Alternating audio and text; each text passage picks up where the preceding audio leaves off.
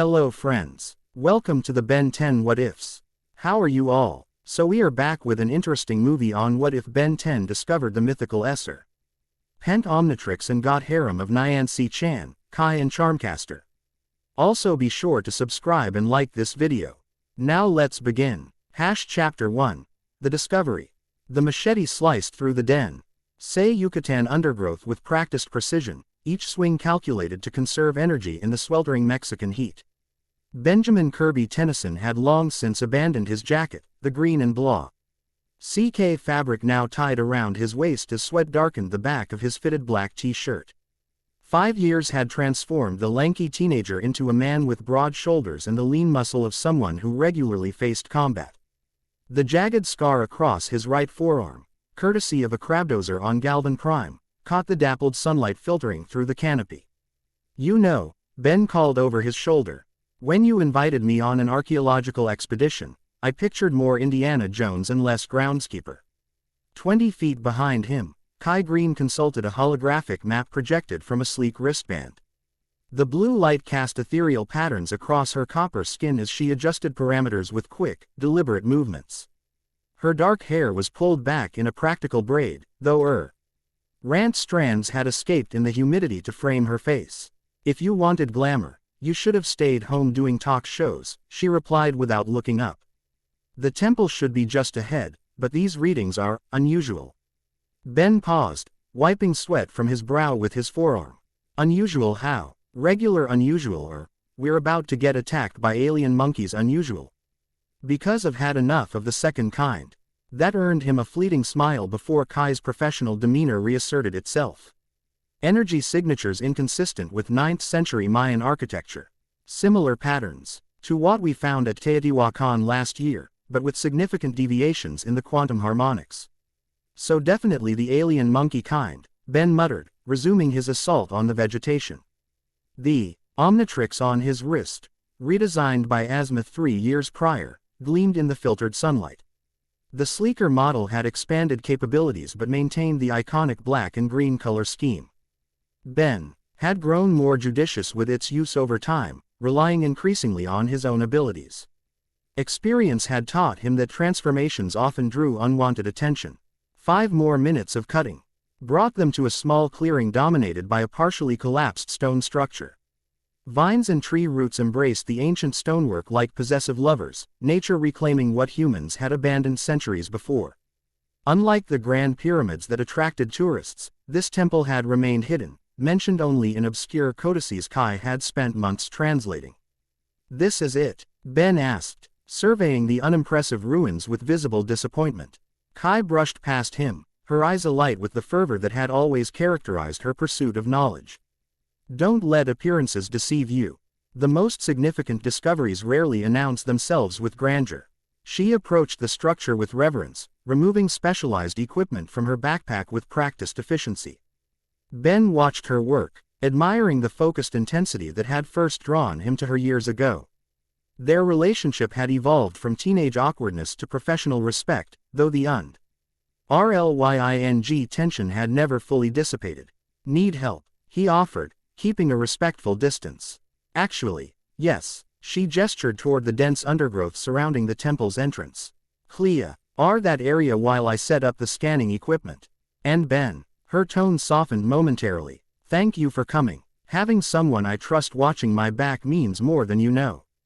The simple acknowledgement warmed him more than it should have.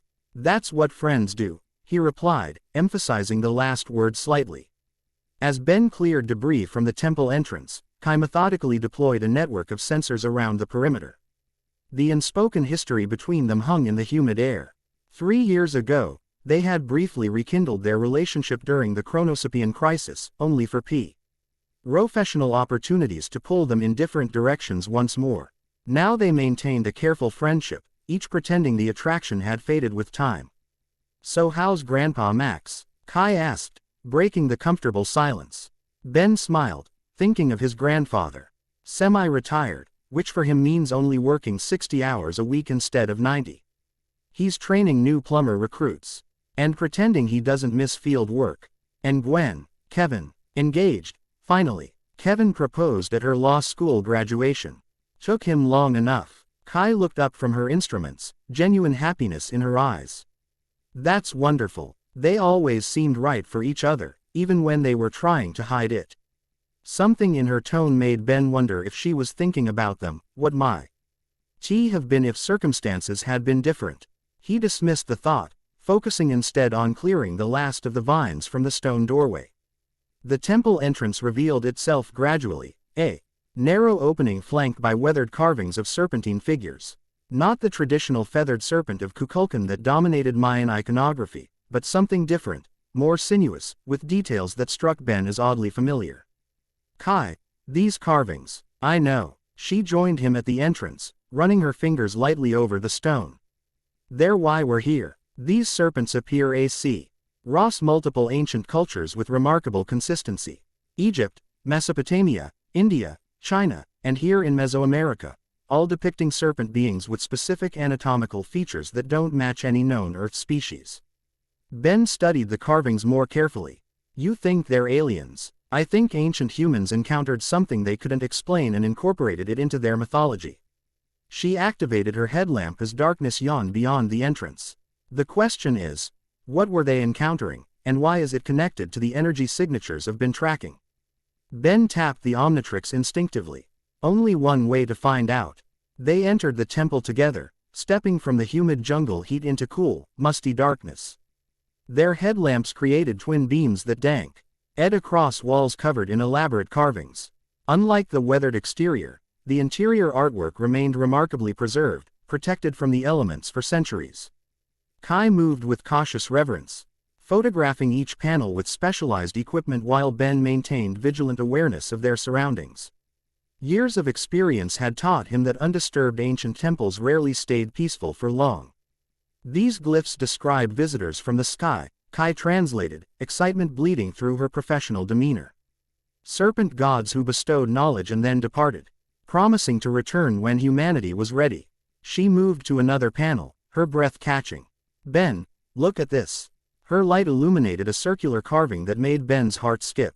Though stylized through a Mayan artistic lens, the object was unmistakable, a device resembling an Omnitrix. That's impossible, he murmured, moving closer to examine the carving. Is it? Kai challenged. The Omnitrix was created by Azimuth. But the concept of DNA manipulation technology could exist elsewhere in the universe. What if these serpent gods possessed similar technology? Ben's fingers hovered over the carving, tracing the familiar shape without touching the ancient stone. Azimuth never mentioned anything like this. Would he have? You've said yourself he keeps secrets, especially about his inventions. The accusation carried weight. Despite years working with the Galvan genius, Ben often felt Azimuth shared information on a strictly need-to-know basis. Their conversation halted abrupt. TLY as Ben's Omnitrix emitted a series of rapid beeps, its display flashing from green to yellow. That's not good, Ben muttered, examining the device. It's detecting unknown DNA signatures nearby. Active signatures. Kai immediately reached for the compact energy pistol holstered at her hip. Standard archaeological expedition equipment in a universe where ancient ruins often contained more than just historical artifacts. We're not alone, she whispered. Ben positioned himself between Kai and the deeper darkness of the temple corridor. Never are, he replied, his voice dropping to the confident tone that emerged in moments of crisis. Stay behind me. They advanced cautiously, following the strengthening signal from the Omnitrix. The temple's layout proved more complex than its modest exterior suggested. Corridors branching and reconnecting in patterns that seemed deliberately confusing. This architecture doesn't match known Mayan design principles, Kai observed, her analytical mind working despite the tension. The proportions are wrong, and these symbols, they're similar to Mayan glyphs but contain phonetic inconsistencies that suggest adaptation rather than origination. You're saying aliens built this place and made it look Mayan? Ben kept his voice low, eyes scanning the shadows beyond their light beams. Or they collaborated with Mayan builders, guiding the design. The corridor widened suddenly into a circular chamber dominated by an altar-like structure. Their headlamps revealed walls covered entirely in interconnected serpent carvings, hundreds of aled bodies forming an elaborate cosmic pattern. At the chamber's center, the stone altar featured a depression shaped like a coiled serpent. Ben's Omnitrix now pulsed steadily, the yellow light brightening to orange. "The energy readings are off the scale," Kai whispered, checking her instruments. "Whatever we're detecting, it's here." Ben approached the altar cautiously, studying the serpent depression. "Looks like something should fit here." "Ben, wait." Kai's warning came too late as his proximity to the altar triggered an ancient mechanism. The stone floor shuddered beneath them. Deuce. Tea and small pebbles rained from the ceiling as a grinding sound reverberated through the chamber. The serpent carvings on the walls began to glow with an ethereal blue light, pulsing in sequence like a wave circling the room. "That definitely wasn't in the brochure," Ben quipped, backing toward Kai as the light intensity increased. The circular patterns converged at the altar, illuminating the serpent depression with blinding brilliance.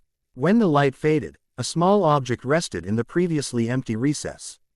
As that, Kai's question died as Ben's Omnitrix suddenly emitted a piercing tone, its face flashing crimson. "Proximity alert," Ben explained, wincing at the sound. "It detects other transformation technology. But it shouldn't be reacting like this unless."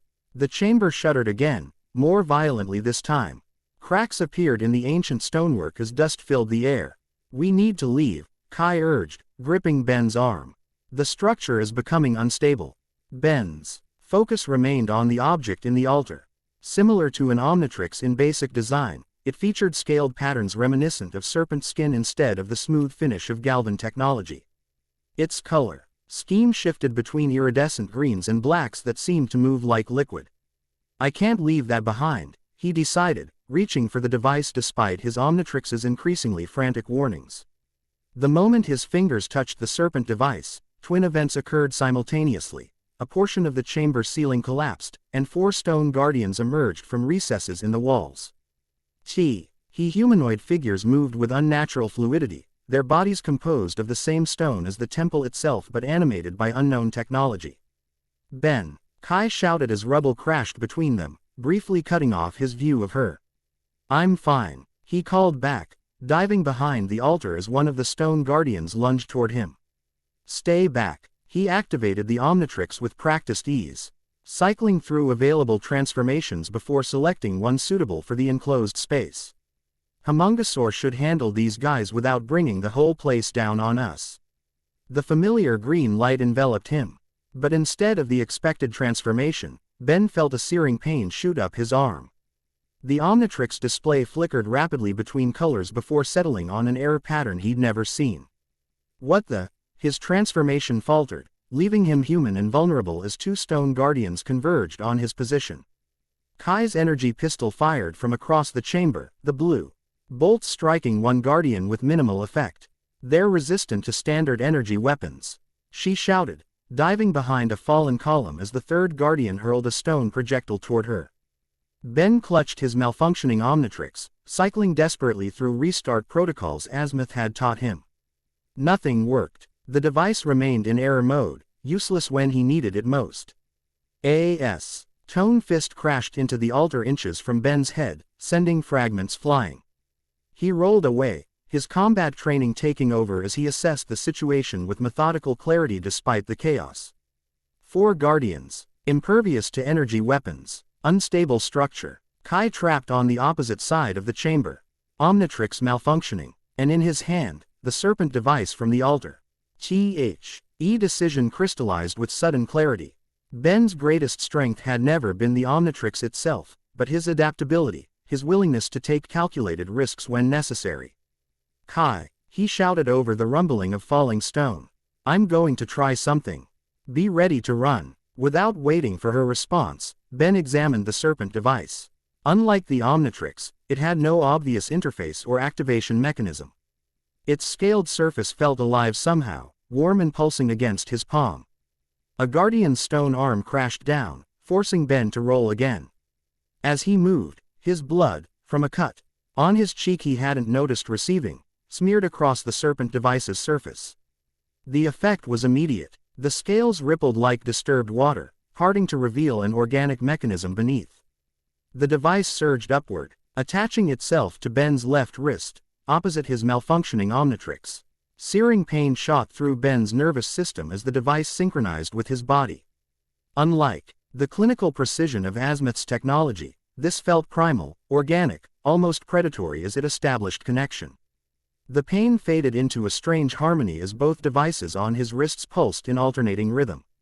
The serpent device's scales flowed like liquid metal, extending tentacles that wrapped around the original Omnitrix. For a moment, Ben feared it was attacking his trusted tool, but instead, the tendrils formed a bridge between the two devices. Energy cascaded through this connection, the error messages on the Omnitrix clearing as the serpent device stabilized the malfunction. Both displays glowed green once more. But when Ben instinctively activated the transformation sequence, it was the serpent device that responded. The transformation felt fundamentally different from any he had experienced before.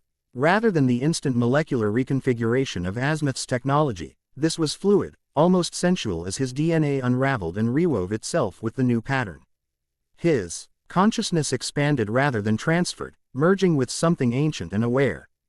Ben's body elongated, human legs fusing into a powerful serpentine tail while his torso expanded, growing iridescent scales that shifted colors with his movements. His arms strengthened, fingers extending into clawed digits capable of delicate manipulation. Most dramatic was the transformation of his head and neck, developing a plumed crest of feathers that flowed down his spine like a mane of liquid rainbow. The transformation complete, Ben towered 12 feet tall, his serpentine lower body coiled fully while his humanoid upper torso radiated strength. He felt the Guardian's movements through vibrations in the stone floor, perceived heat signatures through specialized sensory pits, and understood instinctively the capabilities of this new form. Quetzalcoatl, he named himself, the word emerging in a melodic hiss that carried authority beyond his human voice. The Guardians paused momentarily, as if recognizing the form he had taken. That hesitation provided all the advantage he needed. Moving with supernatural grace, Quetzalcoatl Ben surged forward, his serpentine body propelling him across the chamber with explosive force. He struck the first Guardian with enough precision to shatter its stone form without disturbing the temple structure. The second Guardian attempted to flank him, but his new form's reflexes operated beyond human limitations. Ben twisted midair, his tail whipping around to strike the Guardian with devastating impact. Stone fragments scattered across the chamber as the construct disintegrated. Across the chamber, Kai stared in astonishment, her scientific mind visibly struggling to process the transformation she had witnessed. The remaining Guardians converged on her position, perhaps recognizing her as the more vulnerable target. "Kai, get down," Ben called, his voice resonating with harmonic undertones. She dropped instantly as he exhaled a concentrated stream of energy, not fire, but something more fundamental, like condensed cosmic force. The beam struck both Guardians simultaneously, their stone bodies glowing briefly before crumbling to dust. The chamber shuddered more violently, the ceiling now threatening imminent collapse. Ben moved with liquid speed, his serpentine body flowing across the chamber to where Kai stood. "Hold on to me," he instructed, wrapping a protective arm around her waist. She hesitated only a moment before gripping his scaled shoulders, her scientific curiosity visibly battling with natural caution. "Ben, what did you?" "Later," he promised, already calculating their escape route. "This place is coming down." Using his enhanced strength and reflexes, Ben navigated the collapsing corridors with Kai secured against his chest. The serpent form moved with instinctive understanding of structural weaknesses, avoiding areas moments before they collapsed while identifying stable paths through the chaos. They emerged into blinding sunlight just as the temple entrance collapsed behind them, sealing the ancient secrets within tons of rubble. Ben continued moving until they reached a safe distance, finally setting Kai gently on solid ground. "Are you hurt?" he asked, examining her with concern. Kai shook her head, her composure remarkable given the circumstances. "I'm fine." She studied his transformed state with professional interest now that immediate danger had passed. "But you're something new."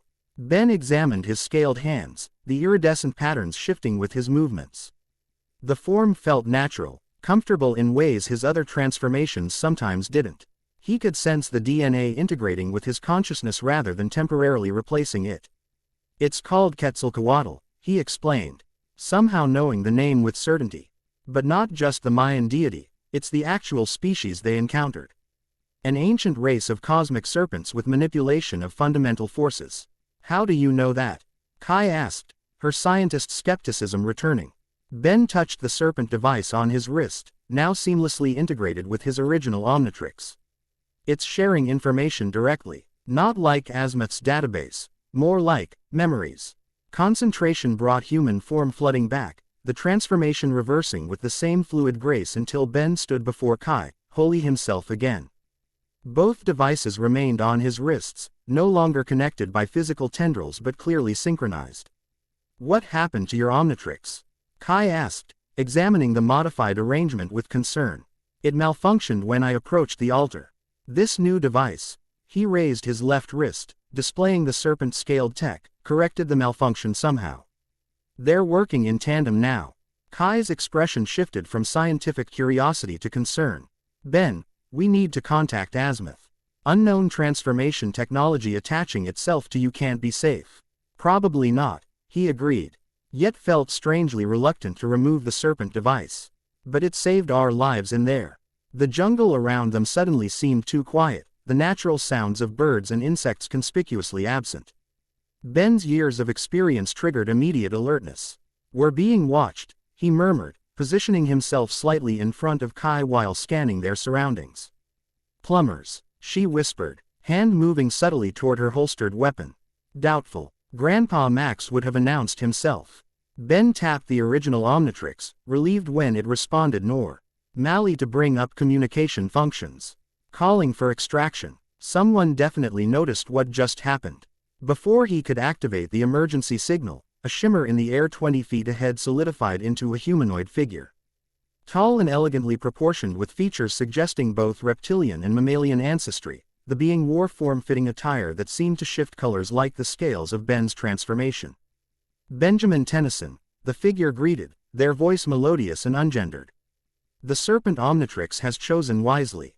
Ben stepped forward, angling his body to protect Kai while maintaining direct eye contact with the visitor. You know what this is. Not a question but a statement. Of course. The being inclined their head slightly. I am Lisa of the Veiled Stars, seeker of the seventh coil. The device you now carry was created by my ancestors to preserve what was being lost. Lost? Kai interjected, her archaeological instincts overriding caution. You mean extinct species? Lisa's vertical pupils widened slightly. Not merely extinct, erased. There are forces in this universe that do not merely destroy, but unmake. The Serpent Omnitrix Pr.E. serves what would otherwise be forgotten entirely. Ben studied the device on his wrist with newfound wariness. Who created it? One whose name I cannot speak in this form. Lisa made a flowing gesture with elongated fingers. Know only that its purpose parallels your original Omnitrix, yet its methods and origins differ fundamentally. If you know about the Omnitrix, you know Azimuth created it, Ben pressed. Azimuth reinvented what was long forgotten, Lisa corrected. The concept of DNA preservation technology existed eons before Galvan civilization achieved spaceflight. The revelation struck Ben with unexpected force. Azimuth had never suggested his creation had precedence or inspiration. Why reveal itself now? Kai asked, her analytical mind identifying the critical question. Lisa's expression shifted subtly, suggesting concern despite alien features. Because time grows short, the cycle nears completion, and the devourer stirs once more. The devourer. Ben exchanged glances with Kai, seeing his own confusion mirrored. Lord Ouroboros, he who consumes his tail. Lisa's voice dropped to a reverent whisper. The beginning that ends, the end that begins. He approaches, and only the serpent bearer stands between universal consumption and renewal. Ben felt the weight of cosmic responsibility settle familiarly across his shoulders. And that would be me, right? Because it's always me. Lisa bowed deeply. You have been chosen. Whether by chance or design matters not. The Serpent Omnitrix has bonded with you, and your existing transformation matrix has accepted its integration. This was unexpected, but perhaps fortunate. A distant rumbling drew their attention skyward, where clouds gathered with unnatural speed, swirling in patterns too geometric to be natural. Others have sensed the activation, Lisa explained urgently. You must leave this place. Learn to master the Serpent Omnitrix before confronting what comes. And you? Kai asked, distrust evident in her stance. I will find you when the time is right. Lisa's form began to shimmer. Trust the serpent within, Benjamin Tennyson. It knows more than you realize. Before either could respond, Lisa vanished completely, leaving only disturbed air where they had stood. Ben immediately activated his communication system. Grandpa, it's Ben. Emergency extraction. Grid coordinates 19.7 N, 89.5 W. And we're going to need a secure lab.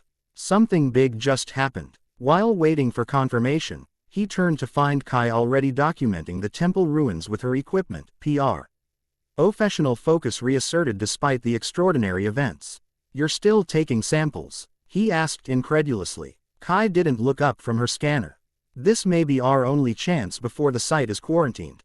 Archaeological protocols exist for a reason, Ben.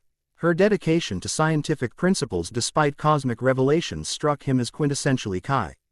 She had always balanced the extraordinary with methodical documentation, finding stability in academic rigor.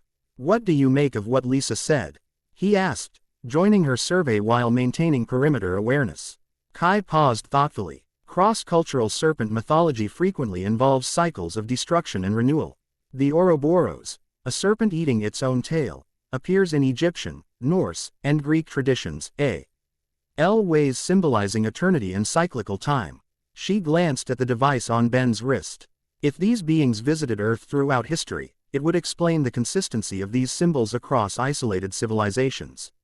Ben flexed his wrist, feeling the serpent device respond subtly to his movement. Unlike the mechanical precision of the Omnitrix, this technology seemed almost alive, adapting continuously to his biology. Azimuth is going to love this, he muttered sarcastically. Are you experiencing any side effects? Kai asked, her concern breaking through professional detachment. That transformation was unlike anything I've seen you do before. Ben considered the question seriously.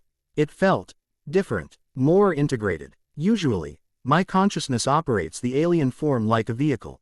This was more like becoming something that was already part of me. That could be dangerous, Ben. Kai's dark eyes studied him with genuine worry. If the transformations affect your sense of self. I know. He offered a reassuring smile that didn't reach his eyes. But when has dangerous ever stopped us before? The distant sound of plumber engines broke the moment as 3 ships appeared on the horizon. Ben recognized his grandfather's personal transport among them, the modified Rust Bucket 3 descending toward their position with characteristic precision. Ready for another adventure? He asked Kai, extending his hand. She hesitated briefly before taking it, her grip firm and certain. Someone has to keep you from getting yourself killed. The casual response carried undercurrents they both recognized but neither acknowledged. 5 years had taught them that some conversations were better left for moments when the universe wasn't potentially ending. As the plumber ships landed, kicking up swirls of dust and vegetation, Ben felt the serpent device pulse warmly against his skin, almost approvingly. Whatever this new challenge represented, he sensed it would test more than just his abilities as a hero. The cargo bay door of the Rust Bucket 3 lowered to reveal Magister Maxwell Tennyson, his weathered face set in the expression Ben had come to recognize another Tuesday in the Tennyson family. Grandpa, Ben greeted, unconsciously shifting his stance to hide his modified wrist configuration. Max's experienced eyes missed nothing. New accessory, Ben. Long story. With you, it always is. Max sighed, gesturing them aboard. Plumbers detected massive energy spikes from this location. Care to explain why my retirement keeps getting PTED by my grandson finding ancient alien technology? Kai stepped forward, professional demeanor in place. Magister Tennyson, we've discovered evidence of pre-Galvan transformation technology with potential connections to cross-cultural serpent mythologies on Earth. Max's expression shifted to resigned acceptance. So Thursday-level trouble, then. Ben laughed despite the tension. The family. Our family dynamic providing momentary normalcy. Let's get to headquarters. I need to contact Azimuth before this thing decides to surprise me again. As they boarded the ship, Ben cast a final glance at the collapsed temple. Something primal stirred within him, a sense of ancient connection awakening after millennia of dormancy. The serpent device hummed against his skin, neither fully alien nor fully familiar. Ben. Kai's voice pulled him back to the present. Are you coming? He nodded, following her into the ship as plumber agents secured the perimeter.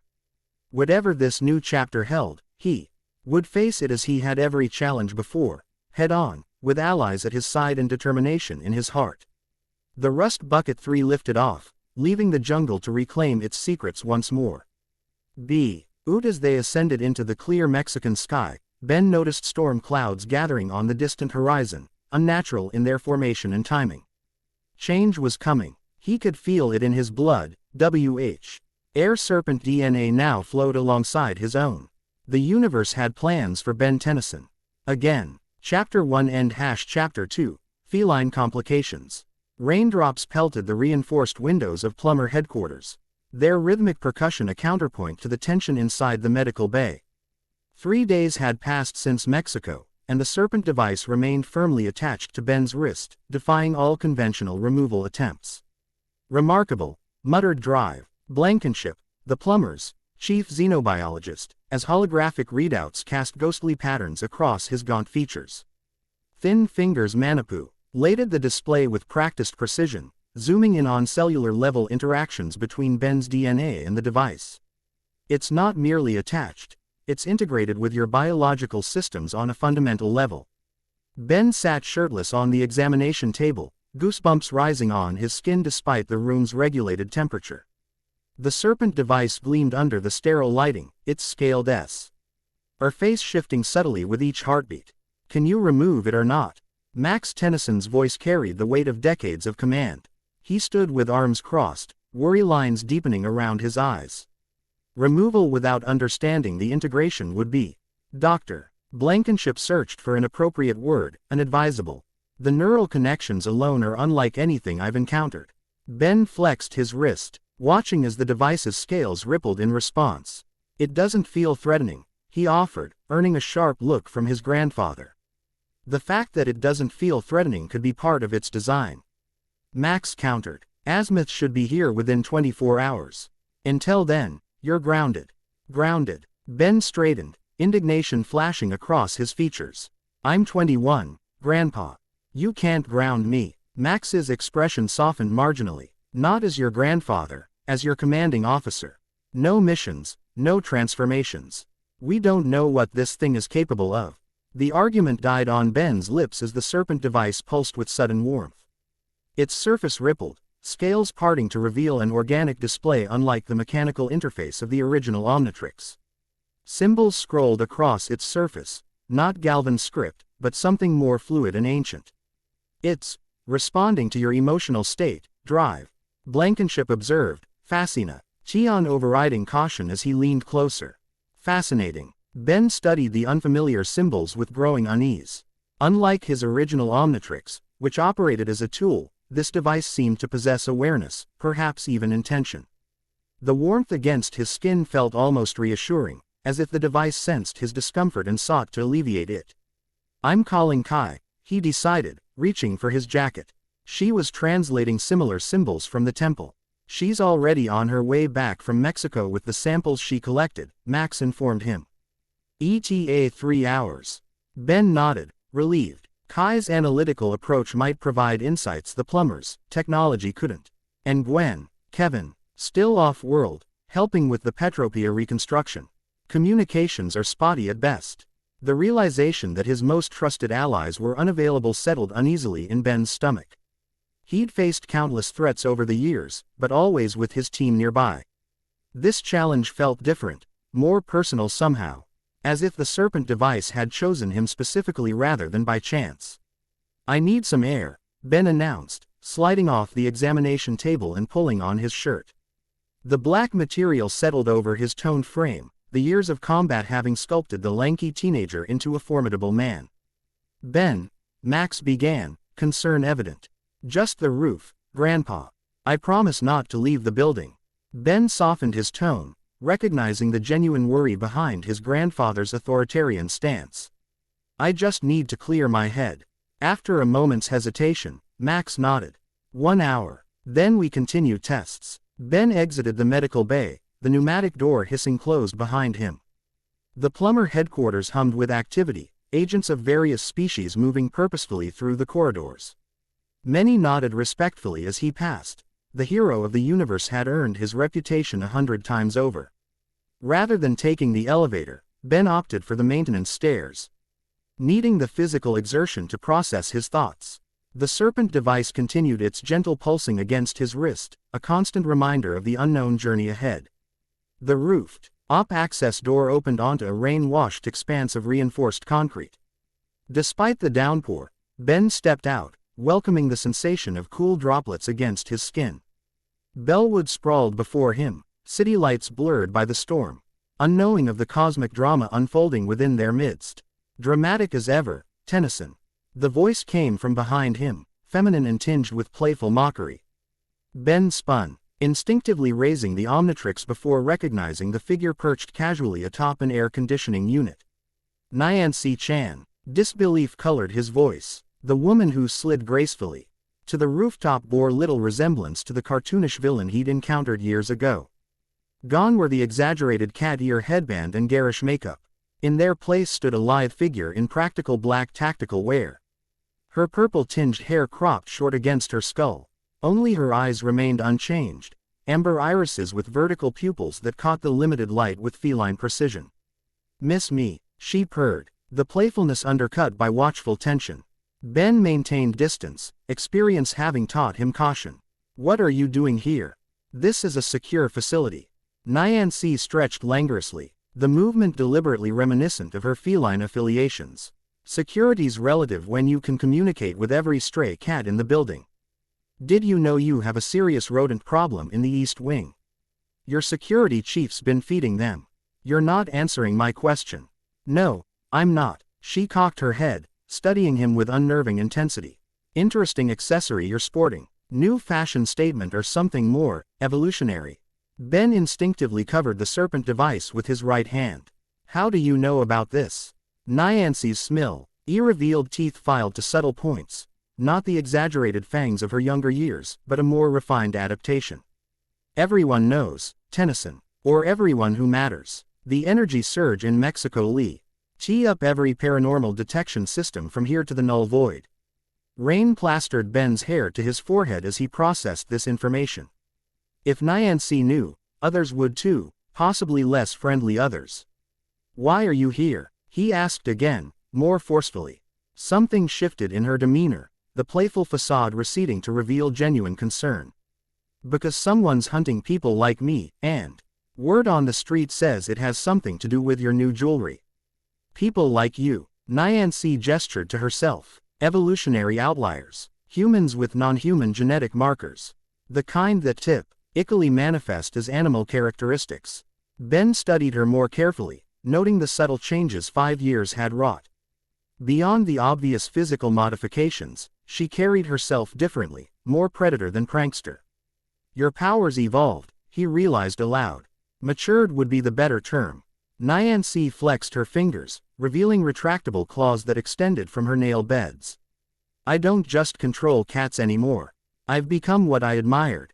Enhanced reflexes, night vision, heightened senses." And the dramatic villain persona. A flash of embarrassment crossed her features. "We all have regrettable phases in our teens. Some get bad haircuts. I tried to create a cat army." Despite everything, Ben found himself smiling. Fair enough. The serpent device chose that moment to pulse more intensely, its surface rippling as if agitated. Ben winced at the unexpected sensation. Not pain exactly, but an urgent pressure against his nervous system. Nyancy noticed immediately, moving closer despite the obvious risk. "It's reacting to me." "It reacts to a lot of things," Ben countered, though he couldn't deny the correlation.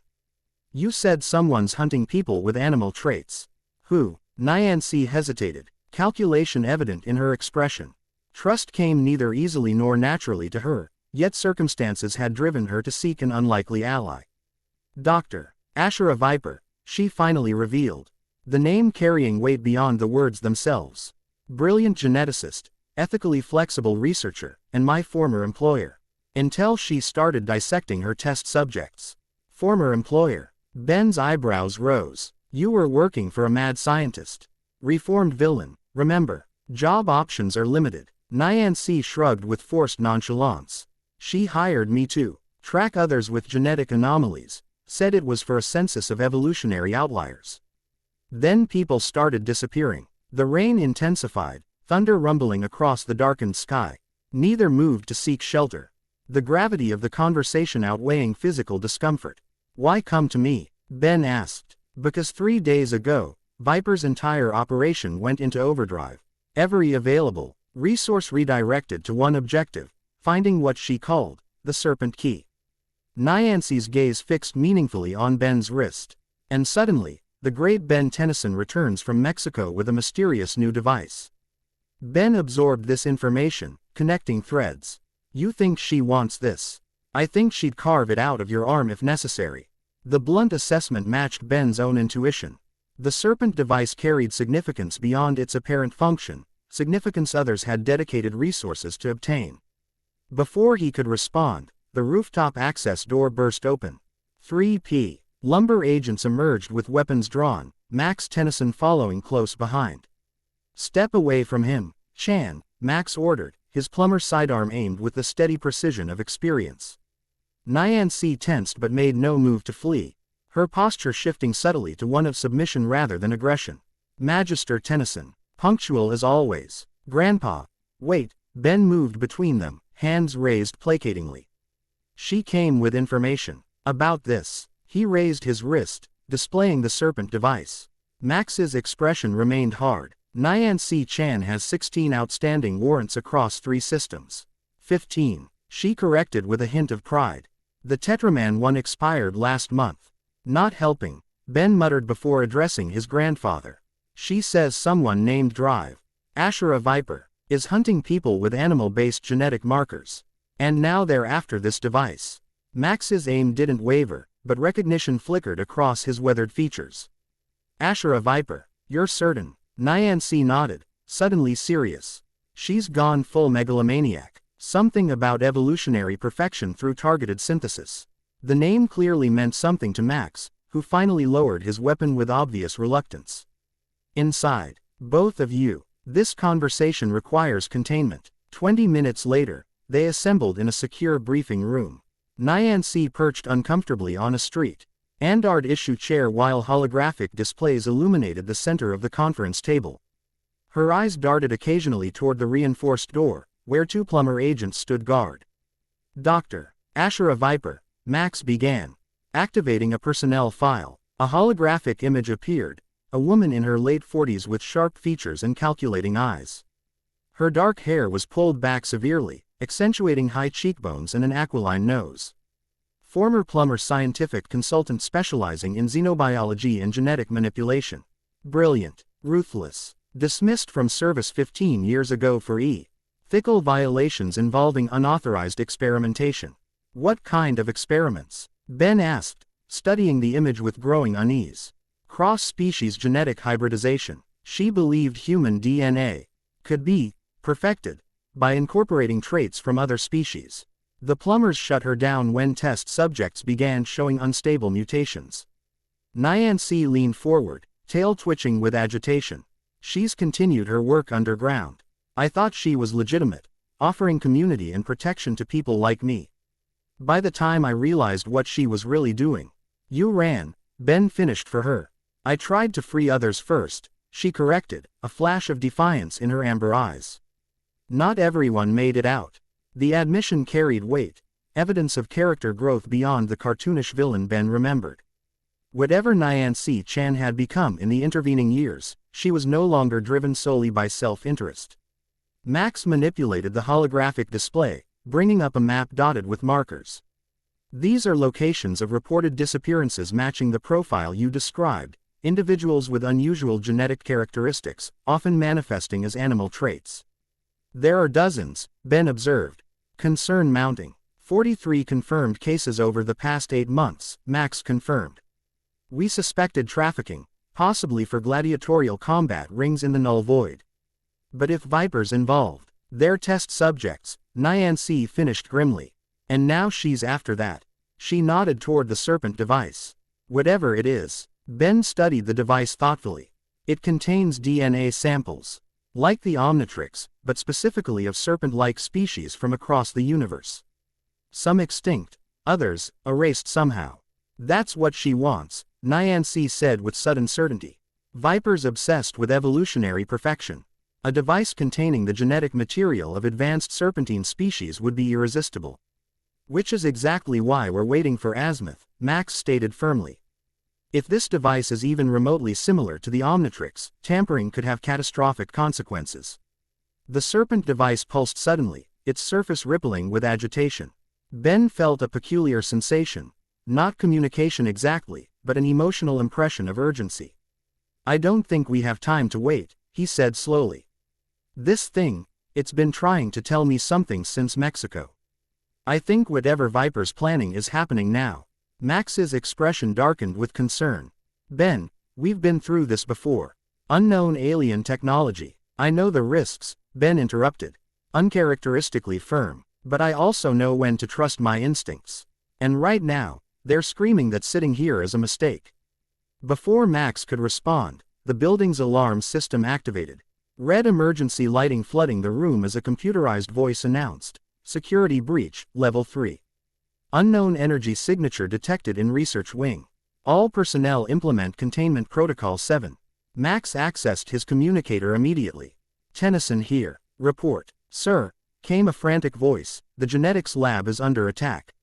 Humanoid assailants with animal features. They've already breached the first security barrier. Understanding dawned with cold clarity. Ben met Nyancy's eyes across the table, seeing his realization mirrored. It's not a coincidence. No, she agreed, rising fluidly. It's a distraction. Viper always operates with multiple teams. If one group is making noise at the front door, another is slipping in the back, Ben finished. He turned to his grandfather.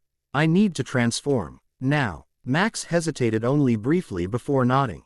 Go. But be careful. We still don't know what that thing is capable of.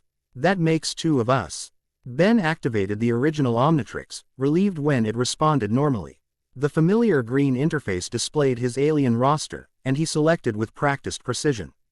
Let's try something that can handle multiple opponents. Humungosaur. The transformation washed over him in familiar green light, but as molecular reconfiguration began, the serpent device pulsed violently. Energy cascaded between both devices, creating feedback that distorted the transformation sequence. When the light faded, Ben stood in a form unlike any he'd used before. 10 feet tall with the muscular upper body of Humungosaur but covered in armored scales rather than dinosaur hide. His lower body had transformed into a powerful serpentine tail, and his head featured both Vaxosaurian traits and hooded cobra elements. What the voice that emerged was deeper than Humungosaur's typical rumble, with a sibilant quality that lingered on the S sounds. This isn't what I selected. Fascinating, breathed Drive, Blankenship, who had entered during the alarm. The devices are integrating their transformation matrices. They're creating hybrid forms. Hybrid or not, we have intruders, Max reminded them. Already moving toward the door. Ben, secure the main laboratory. That's likely their target. Nyancy. I'm going with Ben, she stated, leaving no room for argument. I know Viper's tactics, and I can identify her agents. Max clearly wanted to object but recognized the tactical advantage. Fine, but you're both on communicators, and I want constant updates. Ben, in his new hybrid form, moved with surprising grace despite his size, the serpentine lower body allowing fluid motion through the corridors. Nyancy kept pace easily, her enhanced physiology evident in her effortless agility. What should I call this form? Ben wondered aloud as they navigated the emergency-lit hallways. Serpensaur, Humungoconda, you're still naming them? Nyancy asked incredulously. After all these years, tradition is important, he defended, only half joking. The familiar routine helped center him amid chaos. Serpensaur it is. They reached the main laboratory level, where Evie, dense of battle, greeted them immediately. 2 plumber agents lay unconscious near the entrance, their weapons missing. Beyond them, the reinforced laboratory doors had been breached, metal warped and partially melted. Acid secretions, Nyancy identified, examining the damage. Probably a brackish hybrid. Viper was experimenting with aquatic DNA integration. How many operatives should we expect? Standard strike team is 5. 3 for the main assault, 2 for extraction. Ben nodded, formulating strategy. You recognize them, I neutralize them. Non-lethal takedowns only. They may not extend the same courtesy. Nyancy warned. Not negotiable, Ben stated firmly. They're victims as much as perpetrators. Something softened in Nyancy's expression. Respect, perhaps, for principles maintained despite circumstances. Understood. They entered the laboratory cautiously. The vast space housed multiple research stations, each dedicated to different aspects of xenobiology. Currently, it appeared deserted. Though signs of recent evacuation were evident in activated containment fields and secured specimen containers. Too quiet, Nyancy whispered, her enhanced senses alert. They should be. Movement above caught Ben's attention an instant before attack came.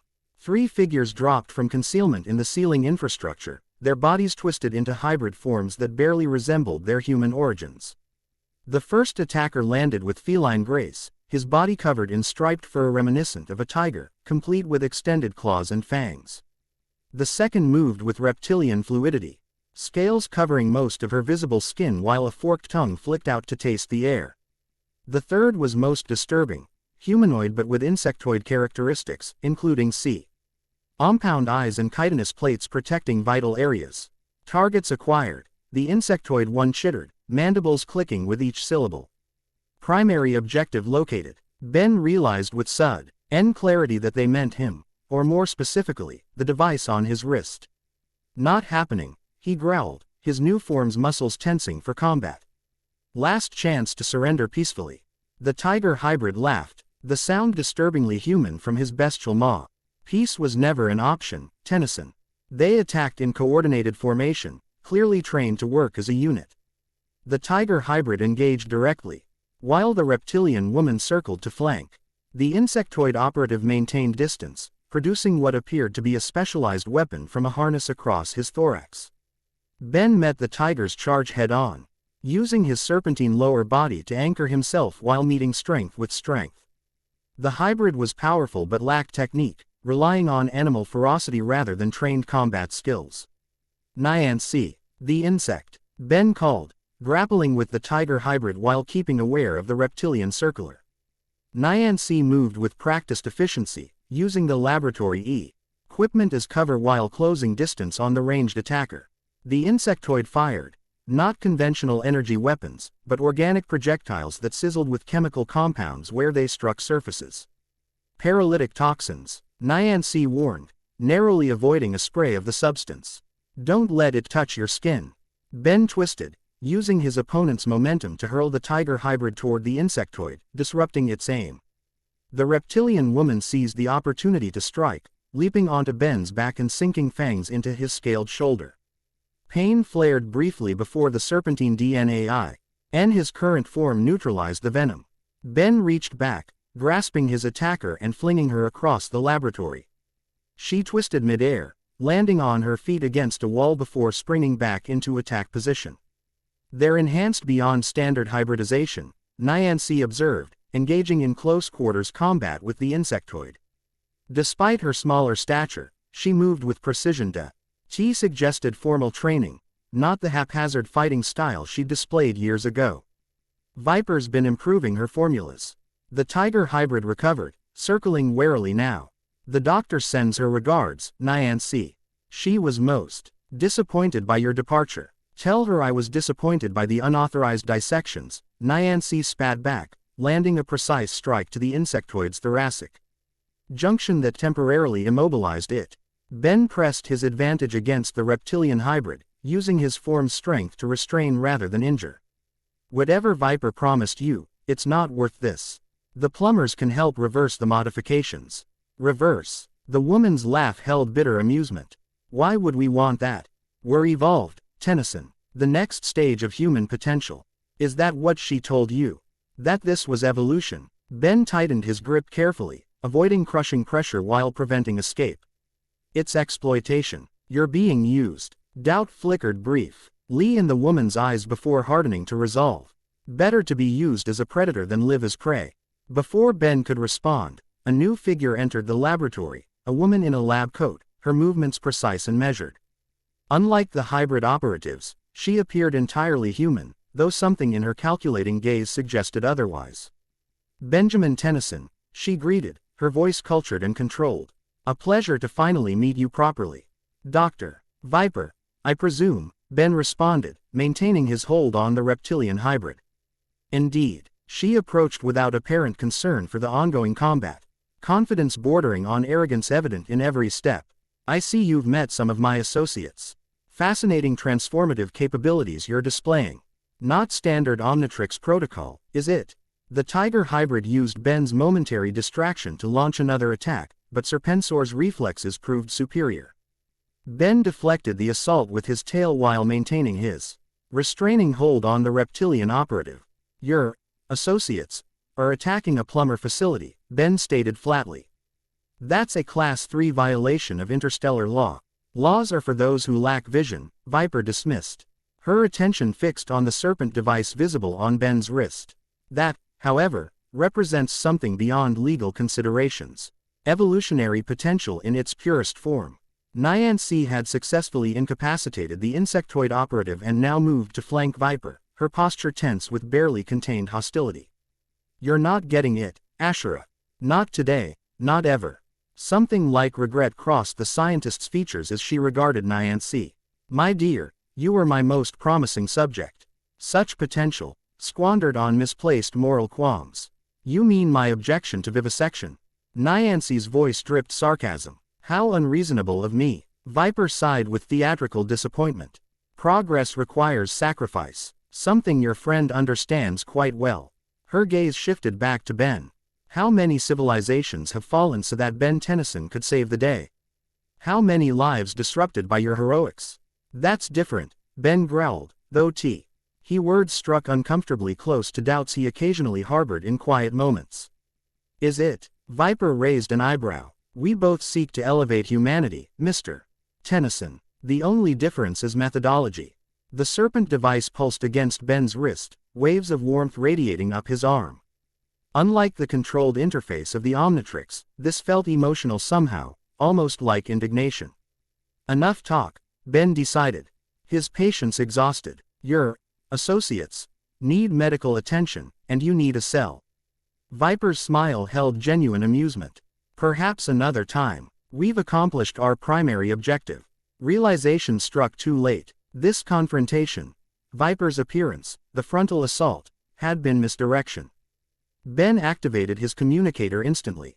"Grandpa, it's a diversion. Check the genetics archive." Max's voice came through, tense with contained urgency. "Already compromised. 2 intruders escaped with research samples, Omnitrix data we were storing for Azimuth."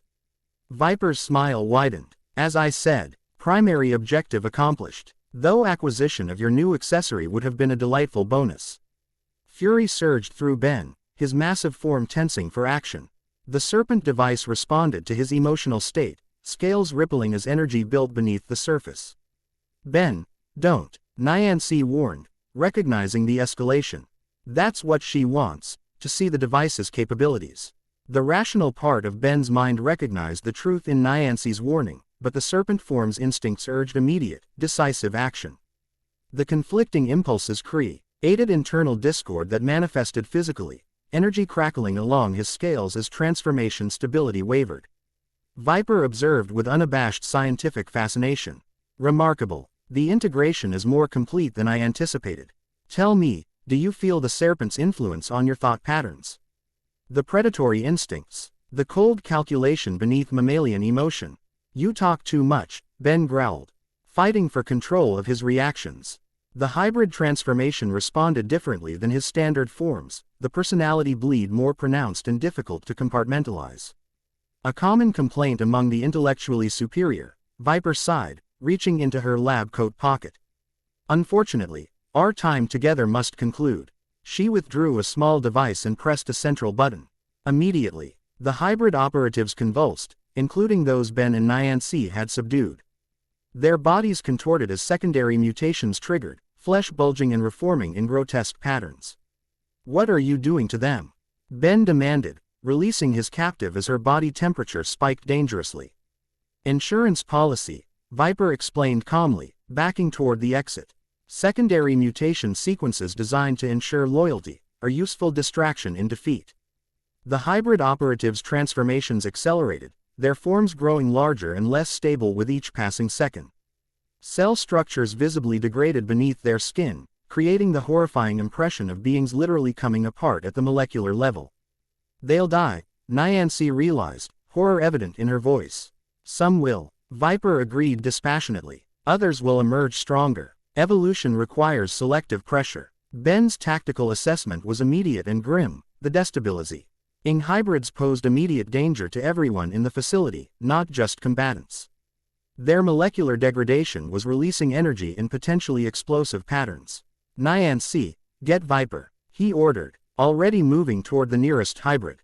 "I'll stabilize them." Without waiting for acknowledgement, Ben focused on the serpent device, instinctively understanding its capabilities in ways he couldn't articulate. If it contained DNA patterns, perhaps it could also restore them, provide stabilizing templates for the degrading hybrids. The device responded to his intent, spreading liquid-like tendrils across his transformed arm. Where the original Omnitrix operated through mechanical precision, this worked organically, adapting to need rather than programmed protocol. Ben placed his hand on the nearest hybrid, the reptilian woman, and concentrated. The serpent device pulsed, energy flowing through his body and into hers. Her molecular structure, visible through her increasingly transparent skin, began to stabilize. Cellular degradation halting as the device provided corrective patterns. "Hold still," he instructed, maintaining contact despite the heat radiating from her form. "I'm trying to help." Across the laboratory, Nyancy pursued Viper with single-minded determination, her enhanced physiology allowing movement that blurred between equipment stations and over obstacles. The scientist maintained distance with surprising agility, suggesting enhancements beyond her apparent human form. "You can't stop this, Nyancy," Viper called, her composure cracking slightly as she evaded capture. "The evolutionary leap is already beginning. That device is merely a catalyst for what was already inevitable." "The only thing inevitable is you in a containment cell," Nyancy retorted, losing distance with a spectacular leap that carried her over a research station. Ben stabilized the reptilian hybrid and moved immediately to the Tiger operative, who had collapsed entirely, his 4M now pulsing with visible energy discharges. The procedure required more energy this time, the degradation more advanced. The serpent device drew from Ben's own reserves, creating a momentary weakness that rippled through his transformed state. Gritting his teeth against the sensation, he maintained focus, willing the device to complete its work before cellular breakdown reached critical mass. The Tiger hybrid stabilized gradually, his form shrinking back toward human proportions as the uncontrolled mutations reversed. Unconsciousness followed immediately, a mercy given the pain such transformations must have caused. Only the insectoid remained, his condition by far the most critical. Chitinous plates had fractured, revealing pulsing organs and unstable tissue beneath. Ben reached him. Energy discharge reached visible spectrum, signaling imminent catastrophic failure. "Hold on," Ben muttered, though he doubted the hybrid could hear him through his deteriorating sensory organs. This time, the serpent device's response felt different, more direct communication than tool operation. Ben felt impression rather than heard instruction. This stabilization required complete DNA resequencing, not simple correction. The original human pattern was too compromised for restoration. "Can you save him?" Ben asked aloud, unsure if the device truly understood or merely responded to his intent. The answer came as sensation rather than words, affirmation coupled with warning. Salvation required transformation, not restoration. The subject would survive but emerge fundamentally changed. "Do it," Ben decided, accepting responsibility for consequences. "Just keep him alive." The serpent device pulsed with unprecedented intensity, drawing so heavily on Ben's energy that his own transformation wavered. The hybrid's body convulsed one final time before collapsing inward, molecular structure compressing before rebuilding along entirely new patterns. When the process completed, an entirely different being lay unconscious on the laboratory floor, no longer insectoid or human, but something resembling a crustacean humanoid with protective exoskeleton and stabilized biological systems. Ben staggered back, his own transformation failing as the serpent device's energy expenditure exceeded sustainable levels. Green light washed over him as he reverted to human form, dropping to one knee from sudden exhaustion. Across the laboratory, Nyancy had cornered Viper against the sealed emergency exit. The scientist's composed facade had cracked completely, revealing calculation and genuine fear beneath. "It's over, Ashura," Nyancy stated, maintaining combat stance despite visible fatigue. "Surrender before I get creative with these claws." Viper's expression shifted suddenly to one of triumph as the emergency exit behind her hissed open. Another time, perhaps. Before either Ben or Nyancy could react, Viper stepped backward through the doorway into the arms of waiting operatives. The door sealed instantly, emergency lockdown protocols engaging to prevent pursuit. "No." Nyancy slammed her fist against the reinforced barrier in frustration. Ben staggered to his feet, FIGHTING waves of exhaustion as he accessed his communicator. "Grandpa, Viper's escaping through the East Wing emergency exit. She has accomplices waiting, already on it," Max replied, his voice tight with controlled urgency. "But Ben, we have bigger problems. Those research samples they stole. They included partial schematics of the Omnitrix's DNA recombination matrix." The implications struck Ben immediately. With those schematics and data collected from witnessing the Serpent device in action, Viper could potentially create her own crude version of transformation technology. "We need to secure the hybrids for medical treatment," Ben decided, compartmentalizing the larger threat temporarily. "They're stable for now, but I don't know for how long." Max acknowledged the priority, dispatching medical teams while coordinating pursuit of Viper. Within minutes, the laboratory filled with plumber personnel securing the unconscious hybrids and collecting evidence. Ben sank onto a laboratory stool, examining the Serpent device with newfound respect and wariness. Its surface had dulled slightly, the normally vibrant scales appearing temporarily dormant after the massive energy expenditure. "You saved their lives," Nyancy observed, approaching cautiously. Despite their temporary alliance, years of adversarial history created natural boundaries neither could immediately overcome. "The device did," Ben corrected, flexing his wrist experimentally. "I just directed it somehow." Nyancy perched on an adjacent stool, her posture suggesting readiness for immediate movement despite apparent relaxation. "So what happens now? Viper has what she came for, and I'm sitting in Plumber headquarters with 15, Ben corrected with the ghost of a smile. 15 outstanding warrants," she finished, returning his smile briefly before sobering. "They're not exactly likely to let me walk out of here." Ben considered the situation, weighing years of experience against immediate circumstances. "You came to warn us. Helped defend the facility. That counts for something." "Not enough to erase my record," she countered realistically. Before Ben could respond, Max entered the laboratory, his expression grim but controlled. "Viper escaped. Transport ship with scrambled identification signatures. We're tracking, but they're using sophisticated countermeasures." His gaze shifted to Nyancy, assessment evident in his experienced eyes. "As for you, Ms. Chan," Nyancy straightened, meeting his gaze directly. "I assume the accommodation options are limited to cell size and security level." To Ben's surprise, Max's expression softened marginally. "Actually, I'm offering conditional amnesty." "What?" Both Ben and Nyancy responded simultaneously. "Provisional plumber status, level 1 clearance. Under direct supervision," Max clarified. "In exchange for your cooperation in locating Viper's operation and intelligence on her research." Ben recognized the tactical decision beneath the apparent generosity. Nyancy possessed valuable information and unique capabilities that could prove essential in countering Viper's plans. Additionally, keeping her under Lumber supervision prevented her from becoming a renewed threat or being recaptured by Viper's forces.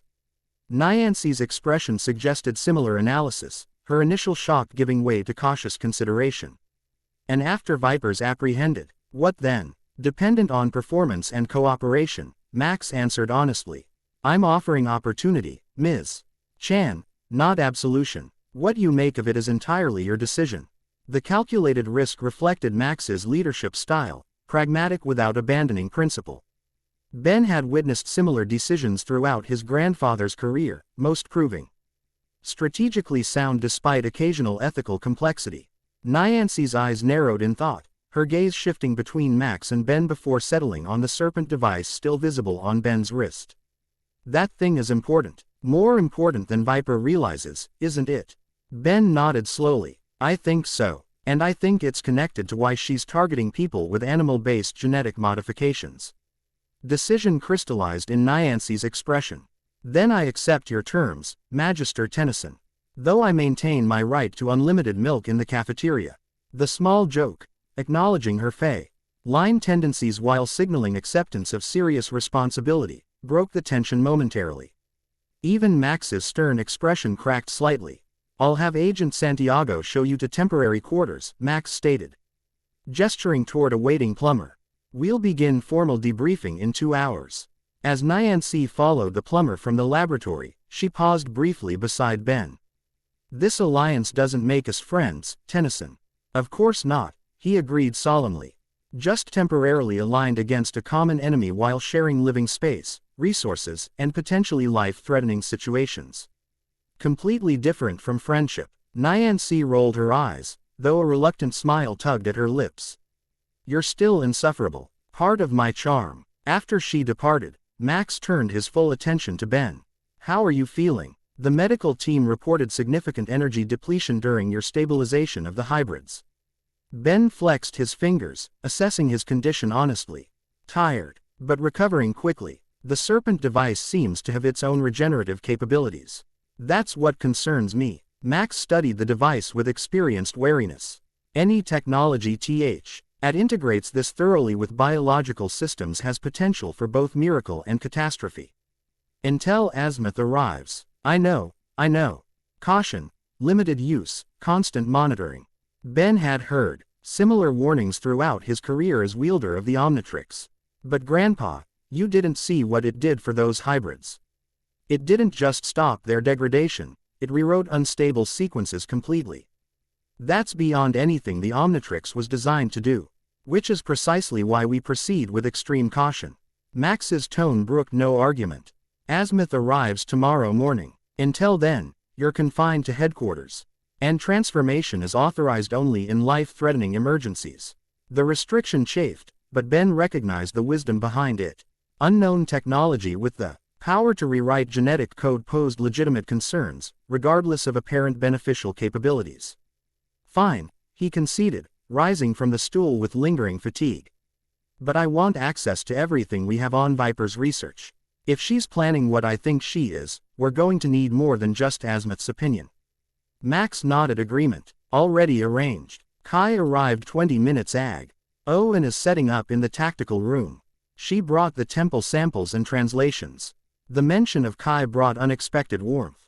Despite their complicated history, her analytical approach and archaeological expertise provided counterbalance to Ben's more intuitive methods. Together, they often identified solutions neither would discover alone. I'll find her after decontamination, Ben decided.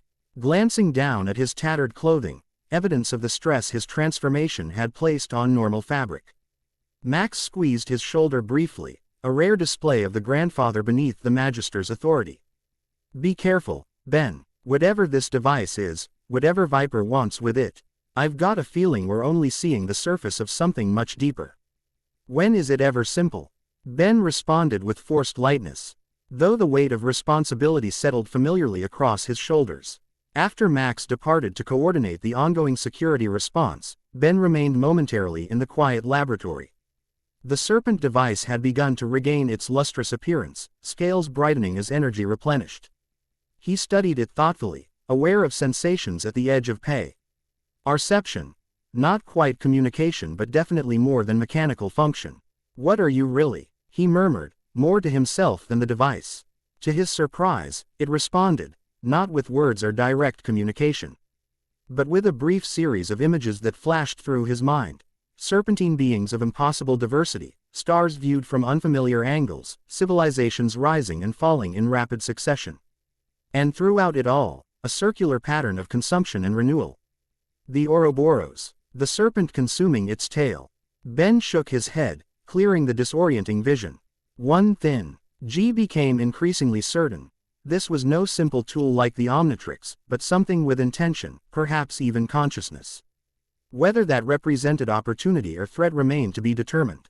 As he left the laboratory, Ben failed to notice the small surveillance device concealed within an air vent, its lens tracking his movement before transmitting encrypted data to a receiver far beyond Plummer monitoring capabilities. In a darkened room miles away, Drive, Ashura Viper reviewed the transmitted footage with intense concentration, her fingers caressing the screen almost lovingly when it displayed the Serpent device. "Magnificent," she whispered, pausing the image on a frame capturing the moment the device stabilized the degrading hybrid. The perfect synthesis of biological and technological evolution. Behind her, partially concealed in shadow, a tall figure shifted position. "You promised results, Doctor. Thus far, I see only failure." Viper's expression hardened, though she maintained respectful tone. "Initial contact was always intended as data collection, my lord. We now possess critical information on the device's capabilities and integration patterns. And the Omnitrix data, already being incorporated into the prototype." Viper gestured to a separate screen displaying complex molecular schematics. "With the recombination matrix as template, we can accelerate development significantly." The shadowed figure stepped forward, revealing features that appeared human at first glance but betrayed subtle wrongness upon closer inspection, proportions slightly distorted. Movements too fluid for normal articulation. "Time grows short, Doctor. The Serpent path opens as the celestial alignment approaches. The bearer must be captured before the third moon."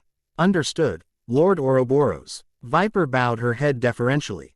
"The next phase is already in preparation. Benjamin Tennyson has provided us with an unexpected advantage: emotional attachment. His protective instincts extend beyond logic to include former adversaries.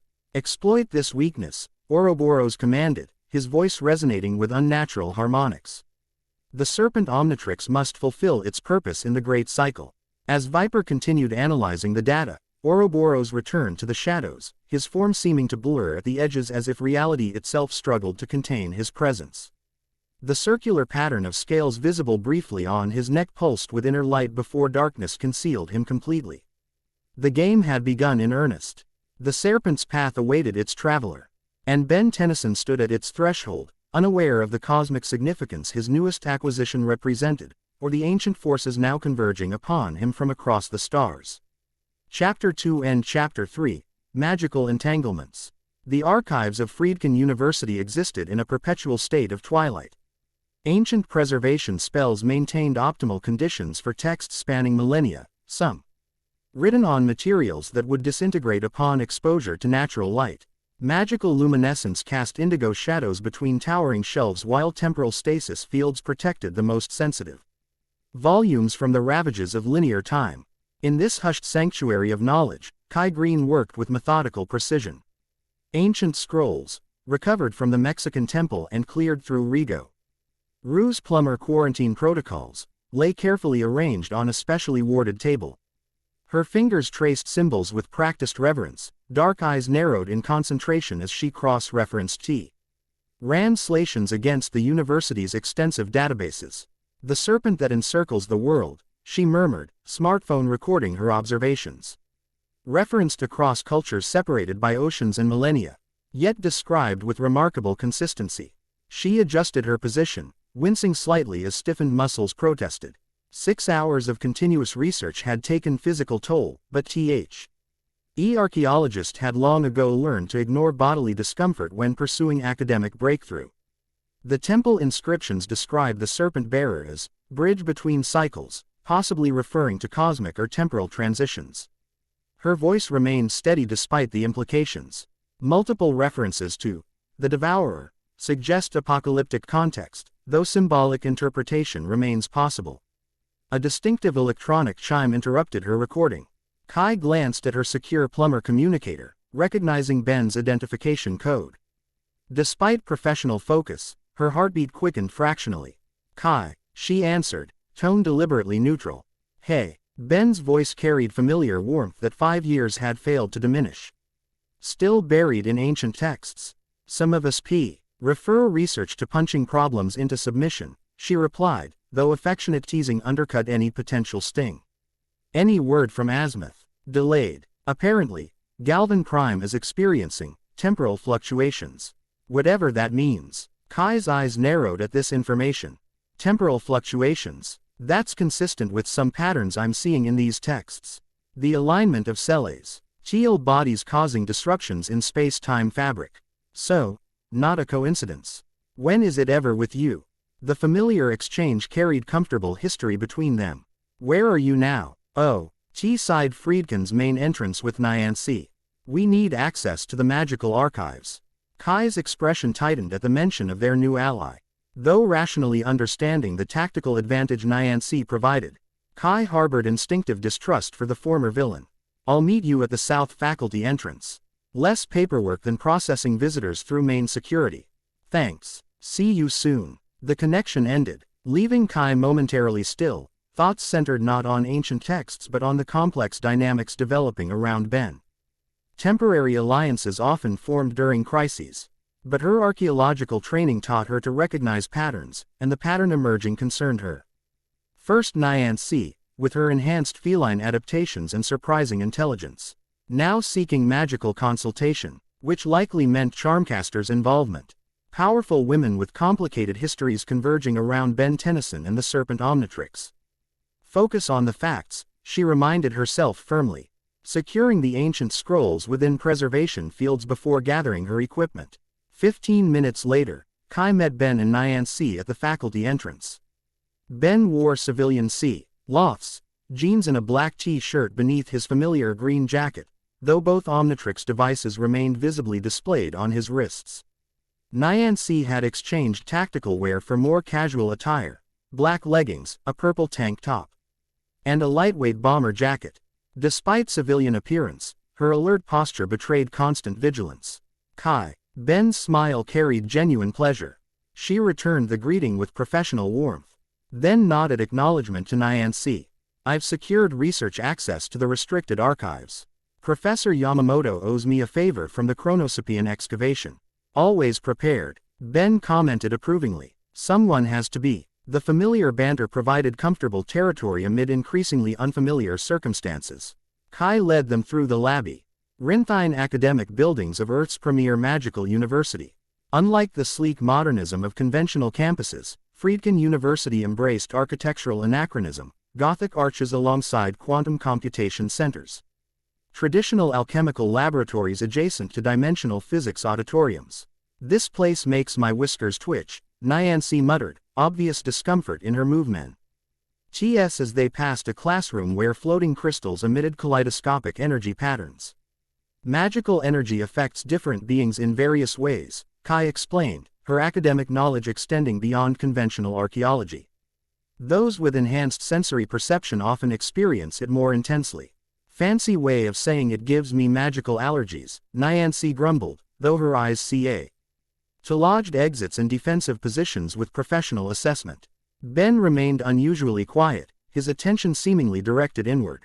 The serpent device occasionally rippled against his wrist, scales shifting in patterns that correlated with proximity to magical concentrations.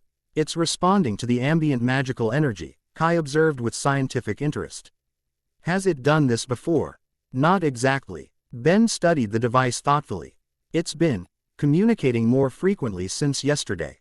Not with words, more like impressions or images. When we passed the alchemy lab, I got a flash of something. Transformation rituals involving serpent venom. That supports my hypothesis that the device contains more than genetic information. Kai's mind rapidly processed implications. It might preserve cultural knowledge, historical events, even consciousness transfer methods. Great, Nyancy interjected sarcastically. Potentially sentient alien tech with memory transfer capabilities. What could possibly go wrong? Ben smiled despite the situation. Your optimism is inspiring. Realism, she corrected, amber eyes scanning continuously. Something else this place is making my senses scream about. We're being watched. Kai had noticed nothing unusual, but respected the enhanced perception. Campus security uses detection wards and passive observation spells. Standard protocol, not magical surveillance. Nyancy's voice lowered. Physical, northwest corner, second-level balcony. Male, approximately 180 pounds, carrying something metallic. Ben's posture shifted, subtly, casual stance reconfiguring to combat readiness while maintaining appearance of relaxation. Let's not give away that we've spotted him. Kai, what's the most direct route to our destination? Through the central courtyard, then East Wing. Kai matched his tone, years of field experience evident in her composed response. Restricted archives are sub-level 3. They proceeded with practiced nonchalance. Ben positioning himself to provide maximum coverage for his companions while Nyancy maintained sensory vigilance. Kai led confidently through the complex layout, her familiarity with the campus evident in efficient navigation. The central courtyard opened before them, an impressive space where reality seemed slightly malleable.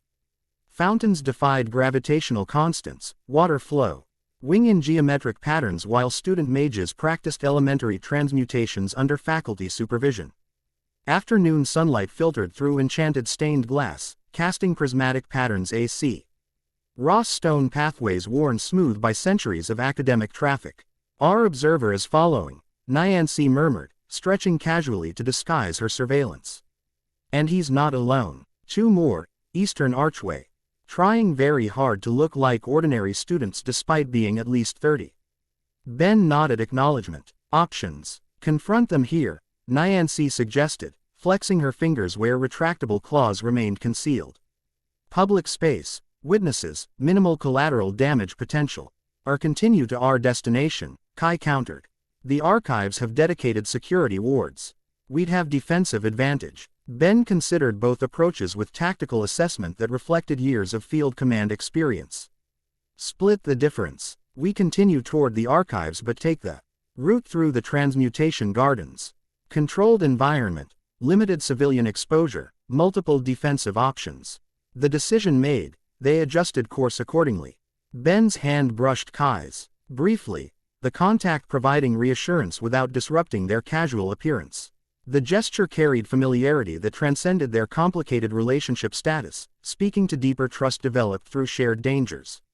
The transmutation gardens sprawled across a significant portion of Eastern Campus, open-air laboratories where botanical specimens underwent magical modification for research purposes.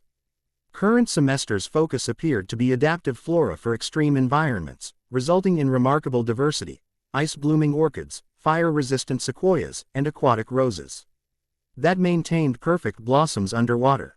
Beautiful, Kai commented genuinely as they entered the less populated section. And strategically advantageous, Ben added, scanning the environment with experienced assessment. Multiple cover positions, variable terrain, contained sight lines.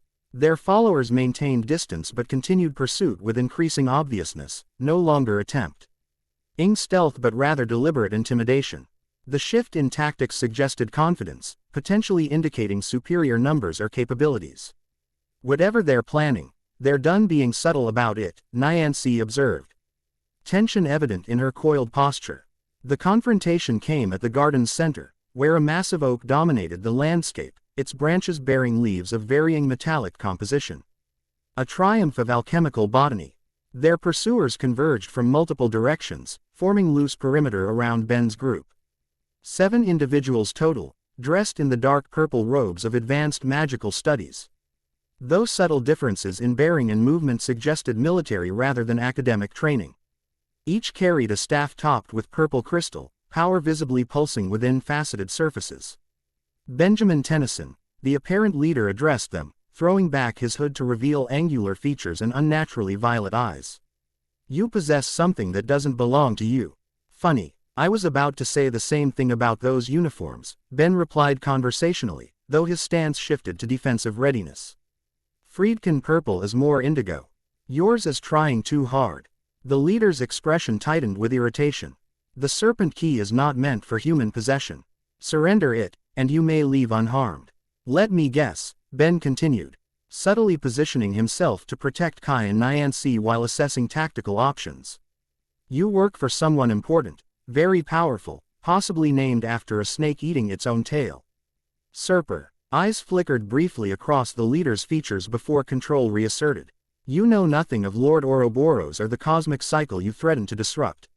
Know enough to recognize hired help, Nyancy interjected. Her casual tone belied by combat-ready posture. Nice robes. Did they come with dental benefits? The leader's patience visibly thinned. Final opportunity, Tennyson. Surrender the serpent key willingly, or we will take it forcibly. Ben glanced at the device on his wrist, its scales now shimmering with increased energy. See, there's a problem with your demand. I don't think it wants to be taken. He looked up, meeting the leader's gaze directly. And I've learned to trust its judgment.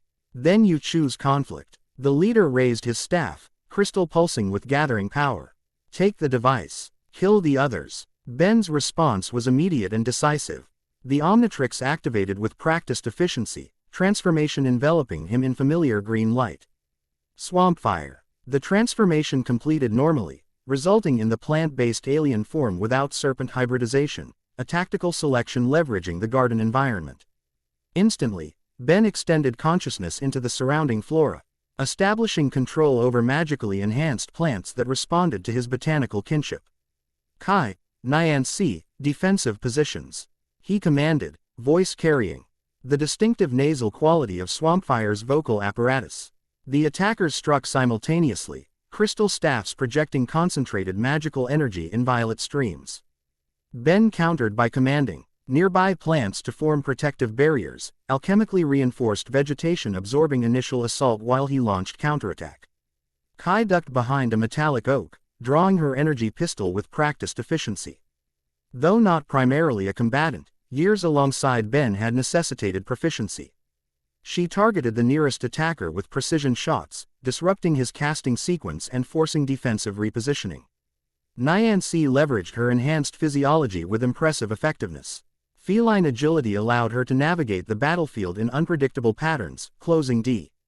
Stance for devastating close-quarters strikes before retreating beyond counterattack range. Her fighting style blended formal training with instinctive predatory movement, keeping multiple opponents off balance through continuous repositioning. Ben coordinated their efforts while engaging the leader directly, using Swampfire's regenerative capabilities to absorb magical attacks that would incapacitate conventional opponents.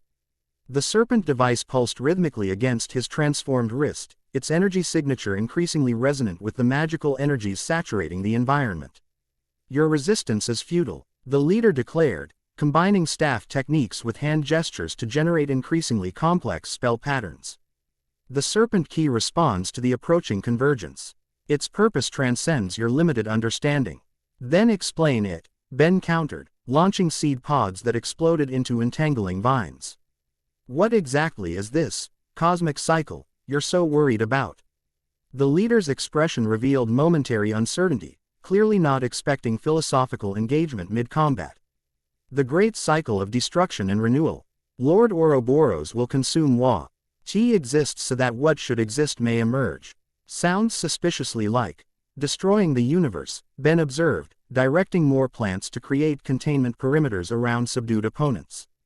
Generally consider that something worth preventing. The bottle's dynamics shifted abruptly as one attacker, previously unnoticed among the aggressive combatants, completed a complex ritual sequence. Arcane energy coalesced into geometric patterns beneath their feet, symbols igniting with purple flame that consumed no material but burned with metaphysical intensity. Teleportation circle, Kai shouted in warning, her archaeological knowledge extending to magical recognition. They're trying to force transport us. The serpent device reacted violently to the magical construct, scales rippling ith agitated energy that spread visibly up Ben's transformed arm. Where the device's surface contacted the Omnitrix, unexpected interaction occurred, emerald and iridescent energies merging into new TTERNS that responded to the teleportation magic. Something's wrong, Ben realized, feeling the transformation destabilize as both devices interacted with the external magical field. The devices are. Before he could complete the observation, reality fractured around them. The teleportation circle's purple flames inverted, becoming vortices that drew ambient magical energy inward rather than projecting outward. The serpent device pulsed with increasing intensity, its scales fully animated as if responding to familiar stimulus. Ben. Kai reached toward him as space distorted between them. The final collapse happened with surprising gentleness. Reality folded inward like origami collapsing along predefined creases, enveloping Ben, Kai, and Nyancy in dimensional transition that felt more like submersion than teleportation. Their attackers' expressions registered shock rather than triumph in the final moment before connection severed completely. Darkness engulfed them briefly before new reality manifested. Ben regained consciousness to unfamiliar sensations, ambient temperature significantly higher than Friedkin's climate-controlled environment, air-carrying mineral scents reminiscent of volcanic regions, and gravitational pressure approximately 80% of Earth standard. Kai, Nyancy, he called, sitting upright cautiously. His transformation had reverted, leaving him human and momentarily disoriented. The serpent device appeared dormant, its scales dulled to matte finish though the original Omnitrix maintained normal operational status. Surrounding environment. Chi presented immediate cognitive challenge, recognizable elements arranged in physically impossible configuration. They had materialized on stone platform overlooking vast landscape that defied conventional geography. Mountains floated unsupported amid copper-colored clouds while inverted waterfalls flowed upward into crystalline lakes suspended midair. Vegetation with metallic properties reflected ambient light from three distinct suns positioned at impossible angles relative to each other. Kai lay nearby, already stirring toward consciousness. Nyancy had landed several meters distant, her enhanced physiology apparently allowing faster recovery as she was already conducting perimeter assessment with predatory alertness. Not teleportation, Kai muttered, accepting Ben's offered hand to stand. Dimensional shift. We're in a pocket realm. Friendly pocket realm? Ben asked without real hope. Unclear. Kai's scientific mind engaged despite circumstances, analyzing observable phenomena with professional detachment. Architecture suggests Mesopotamian influence, atmospheric composition appears breathable but high in sulfur compounds, gravitational anomalies indicate magical rather than natural formation. Nyancy rejoined them, movement betraying heightened tension. Whatever this place is, we're not alone in it.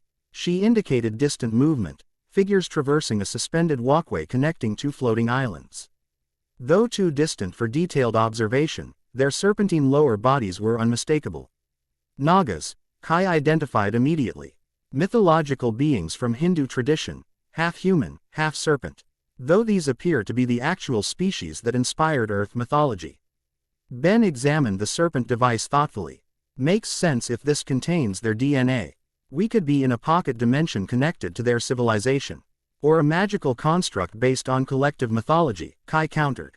Many magical practitioners create dimensional spaces, reflecting specific cultural representations. Either way, Nyancy interjected practically, we need to determine if they're hostile before they notice us. The decision became academic as the landscape shifted abruptly. Reality rippling like disturbed water before reconfiguring into entirely different arrangement.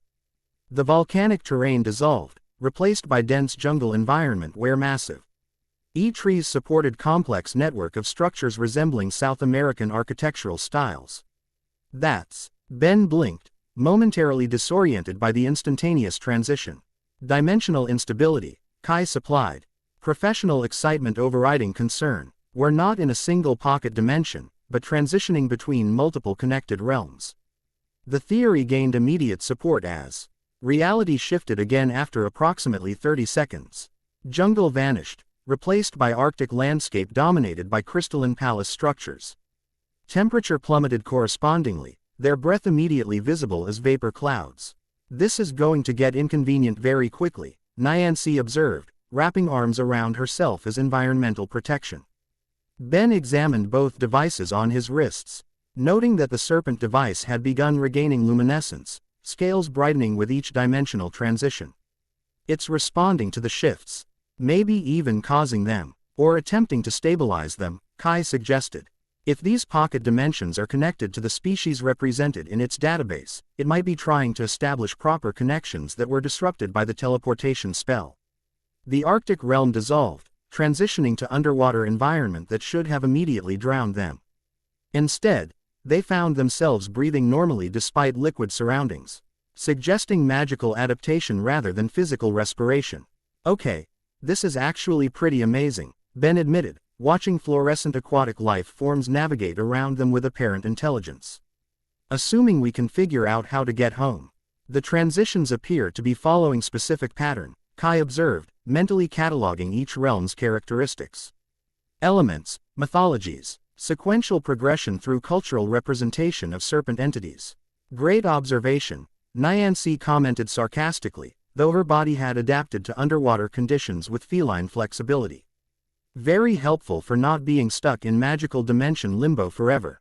Actually, it might be. Ben focused on the serpent device, which now pulsed with distinct rhythm corresponding to dimensional transitions. If these realms are connected to the DNA samples, I might be able to interface with them directly. How exactly? Nyancy questioned skeptically. The old-fashioned way. Ben activated the Omnitrix, cycling through available transformations before selecting. Let's try something with telepathic capabilities. Amphibian. The transformation engaged normally, green light reconfiguring Ben's molecular structure into the jellyfish-like Amparian form. However, as the process completed, the serpent device activated simultaneously, initiating secondary transformatio. End sequence that integrated with the first. The resulting hybrid form maintained Amphibian's general configuration but incorporated serpentine elements, elongated body structure with scaled patterns visible through translucent tissues, and modified tentacles featuring distinctive patterns reminiscent of venomous sea snakes. That's new, Ben observed, voice carrying dual harmonics that vibrated through the water around them. Let's see if this works. He extended specialized appendages, generating bioelectrical field that interfaced with the surrounding environment. Where standard amphibia N form allowed limited electromagnetic manipulation, this hybrid version established direct connection with the dimensional fabric itself, perceiving the underlying structure maintaining these transitional spaces. It's a sequence, Ben announced, information flowing through perception channels beyond conventional senses. These realms exist simultaneously, but we're cycling through them like stations on a radio frequency. The serpent device is trying to tune us correctly. Kai approached, fascination overcoming caution. Can you control the transitions? Maybe. Ben focused on the energetic connections linking dimensional spaces, tentacles generating precise electrical patterns that resonated with specific frequencies.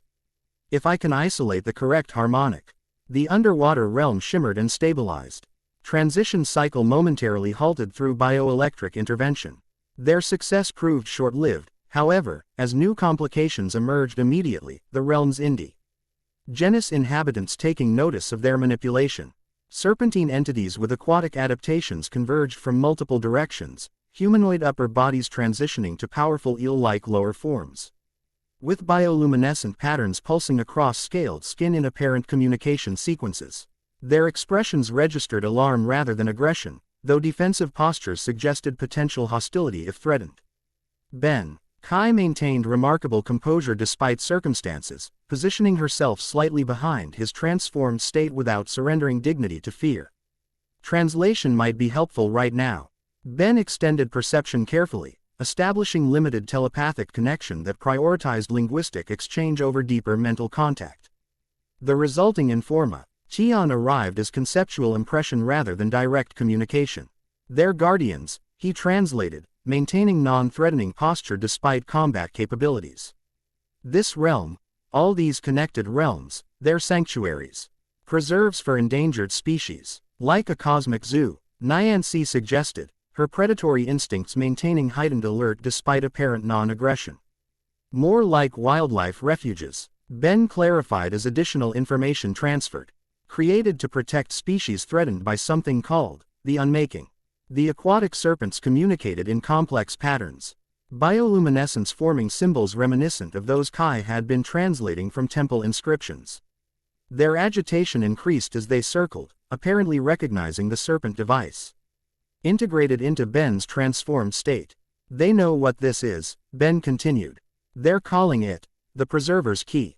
They think I'm either thief or successor, and they're debating which.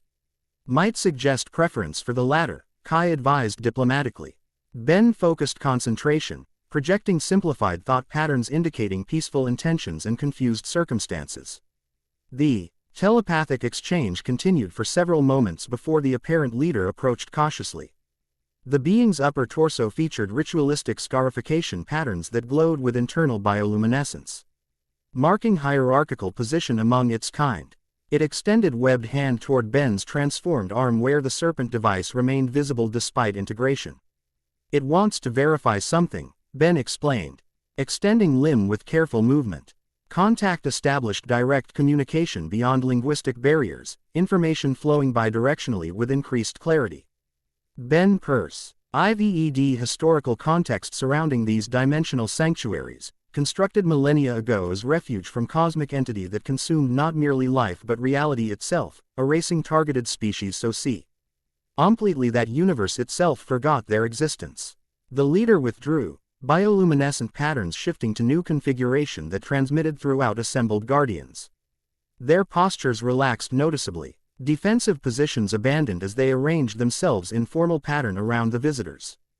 Good news, Nyancy asked cautiously. Mostly, Ben confirmed. They recognize the dev. ICE is authentic but say it's incomplete.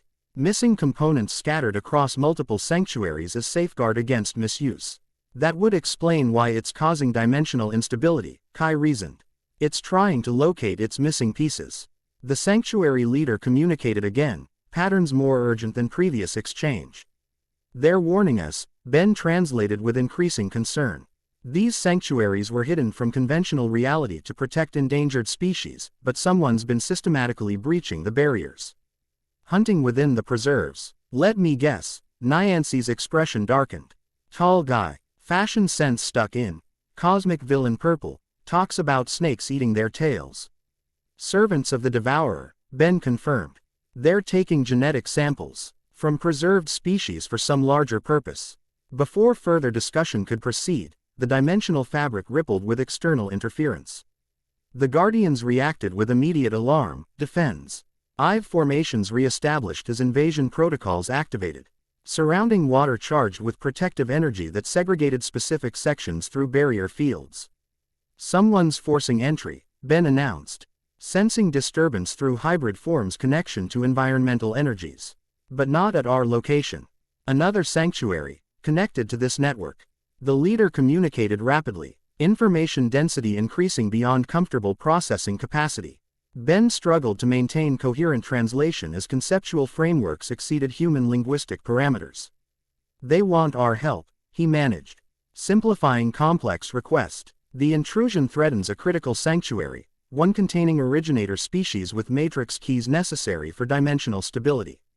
If those keys are taken or destroyed, the entire sanctuary system collapses, Kai concluded with academic precision. Taking all preserved species with it. So we help them stop the intrusion, Nyancy stated pragmatically. How exactly do we travel between sanctuaries when we couldn't even control our transitions? The leader approached again, offering direct contact that transmitted procedural information. Ben absorbed the knowledge, understanding spreading through enhanced cognition. They're giving us navigational access, he explained. Temporary authentication through the Serpent device. We can move between connected sanctuaries voluntarily, but only until the security system resets. Which happens when? Kai asked with appropriate caution. Approximately 4 hours. Ben's transformation began destabilizing, the hybrid form requiring significant energy to maintain interdimensional perception. Decision time. We help them defend their sanctuary, or focus exclusively on finding our way home. The question wasn't truly necessary. All three recognized the implicit decision in Ben's character. 21 years had refined but not fundamentally changed the essential nature that defined him. Since childhood, given opportunity to help, he would help, regardless of personal cost. Like there was ever doubt, Nyancy observed with surprising absence of sarcasm. Kai nodded agreement, though. Practical considerations remained foremost. We'll need equipment appropriate for multiple environmental conditions. We don't know which sanctuary we'll encounter.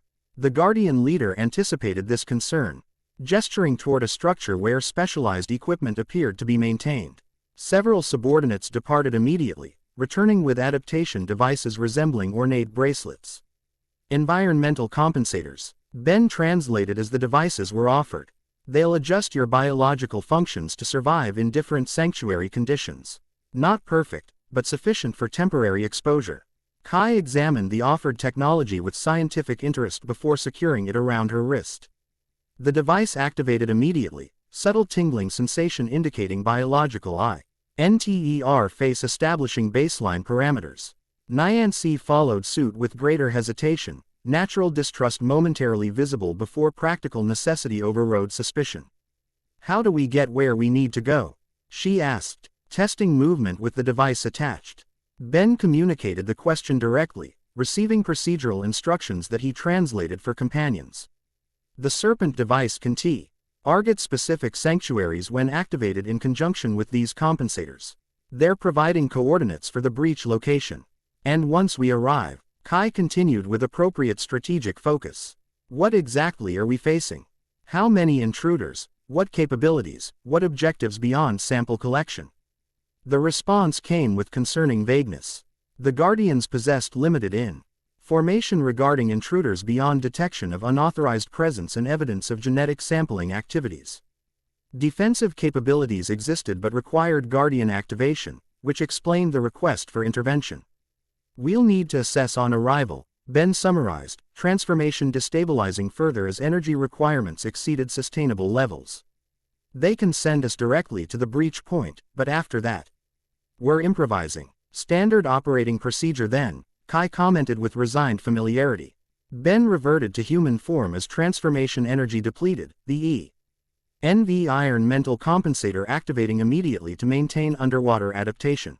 The Serpent device had fully revitalized, scales luminescent with accumulated dimensional energy.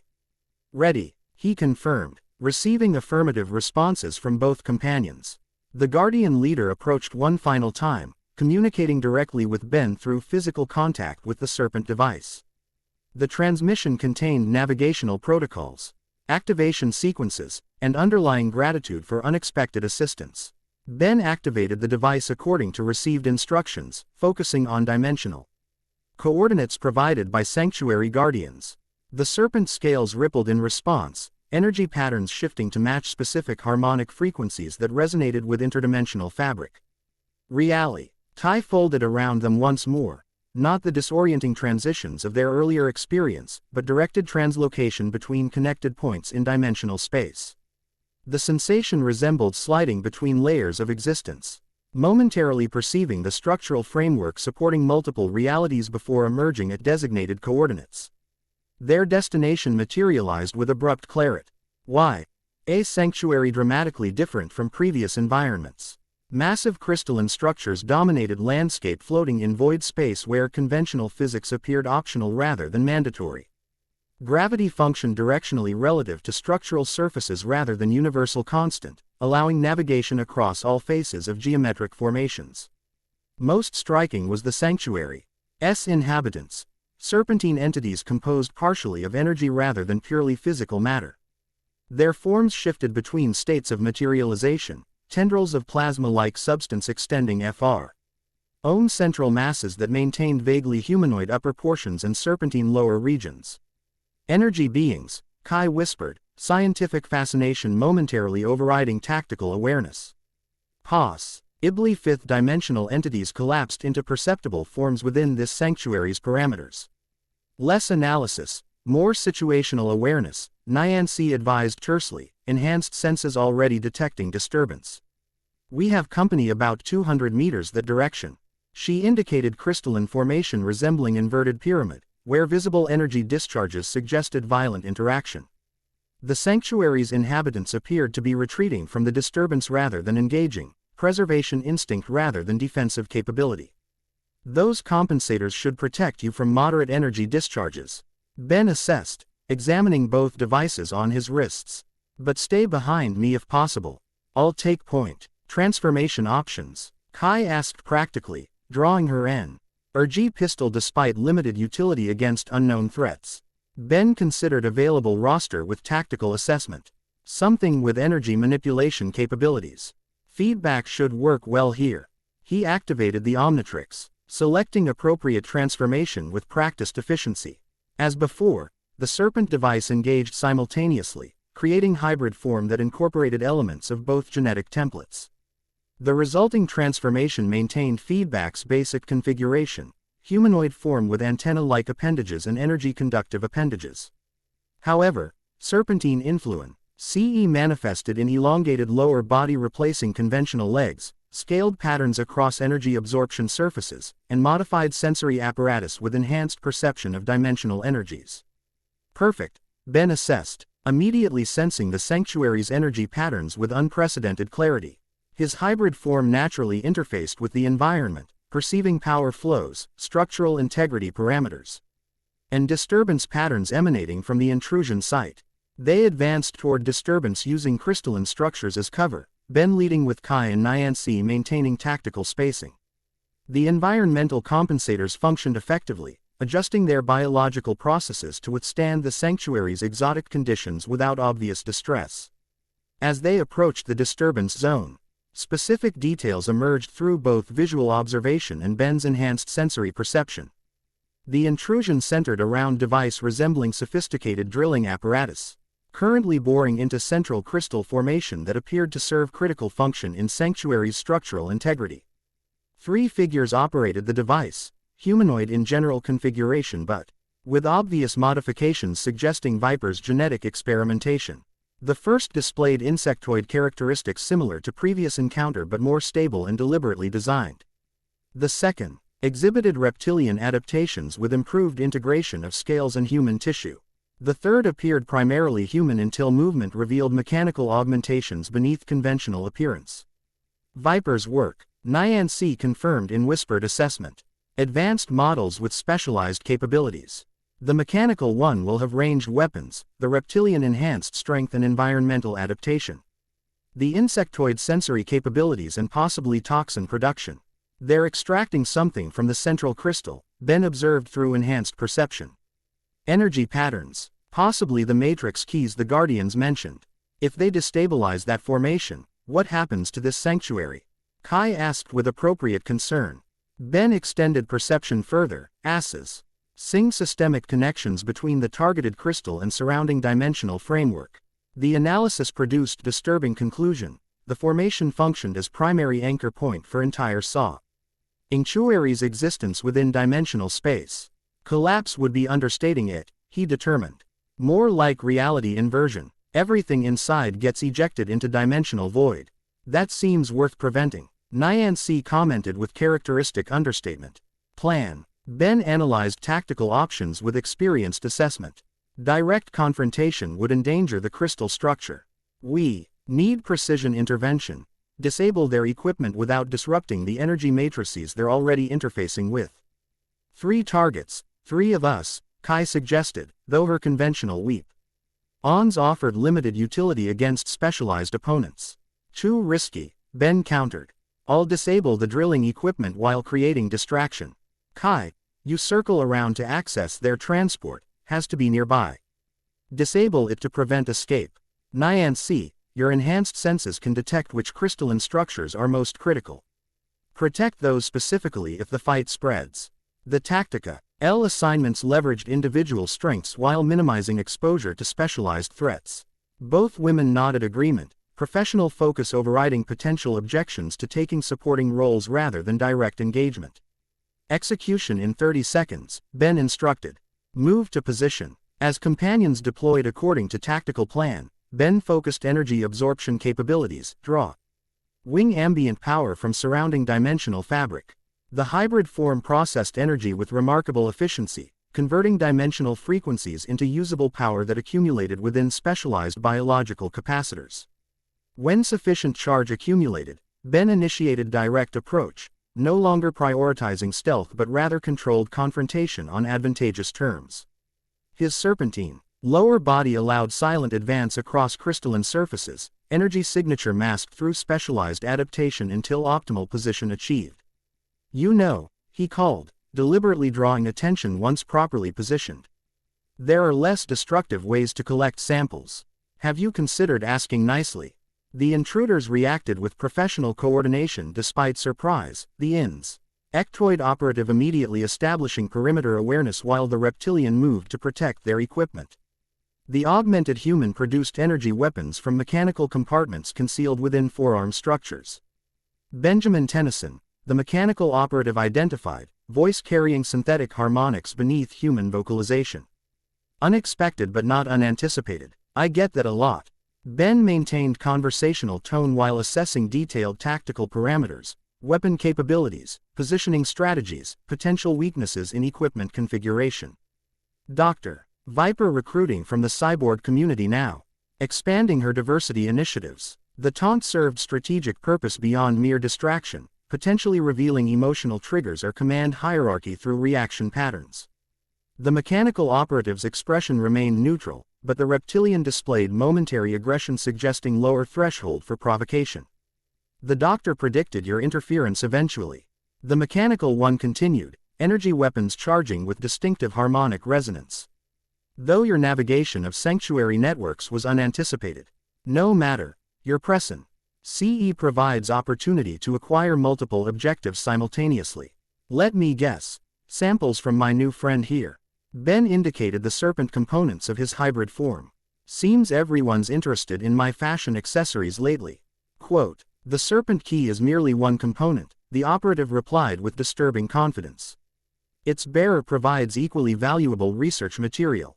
The statement confirmed Ben's assessment of Viper's evolutionary objectives, not merely acquisition of transformation technology, but integration methodology between biological host and device capabilities.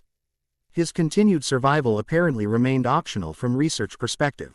Flattered by the attention, Ben responded, channeling accumulated energy through specialized conductors as combat preparation. But I'm actually here about your unauthorized drilling project. Dimensional preserves are protected under Galactic Code 5591, Section C. Preservation regulations are irrelevant, the operative dismissed. The sanctuary system will soon serve higher purpose within Lord Ouroboros' design. The conversation had accomplished multiple objectives: confirmation of Ouroboros' connection, dist. Raction allowing Kai and Nyancy to reach assigned positions, and assessment of opponent capabilities through micro-expressions and energy signatures.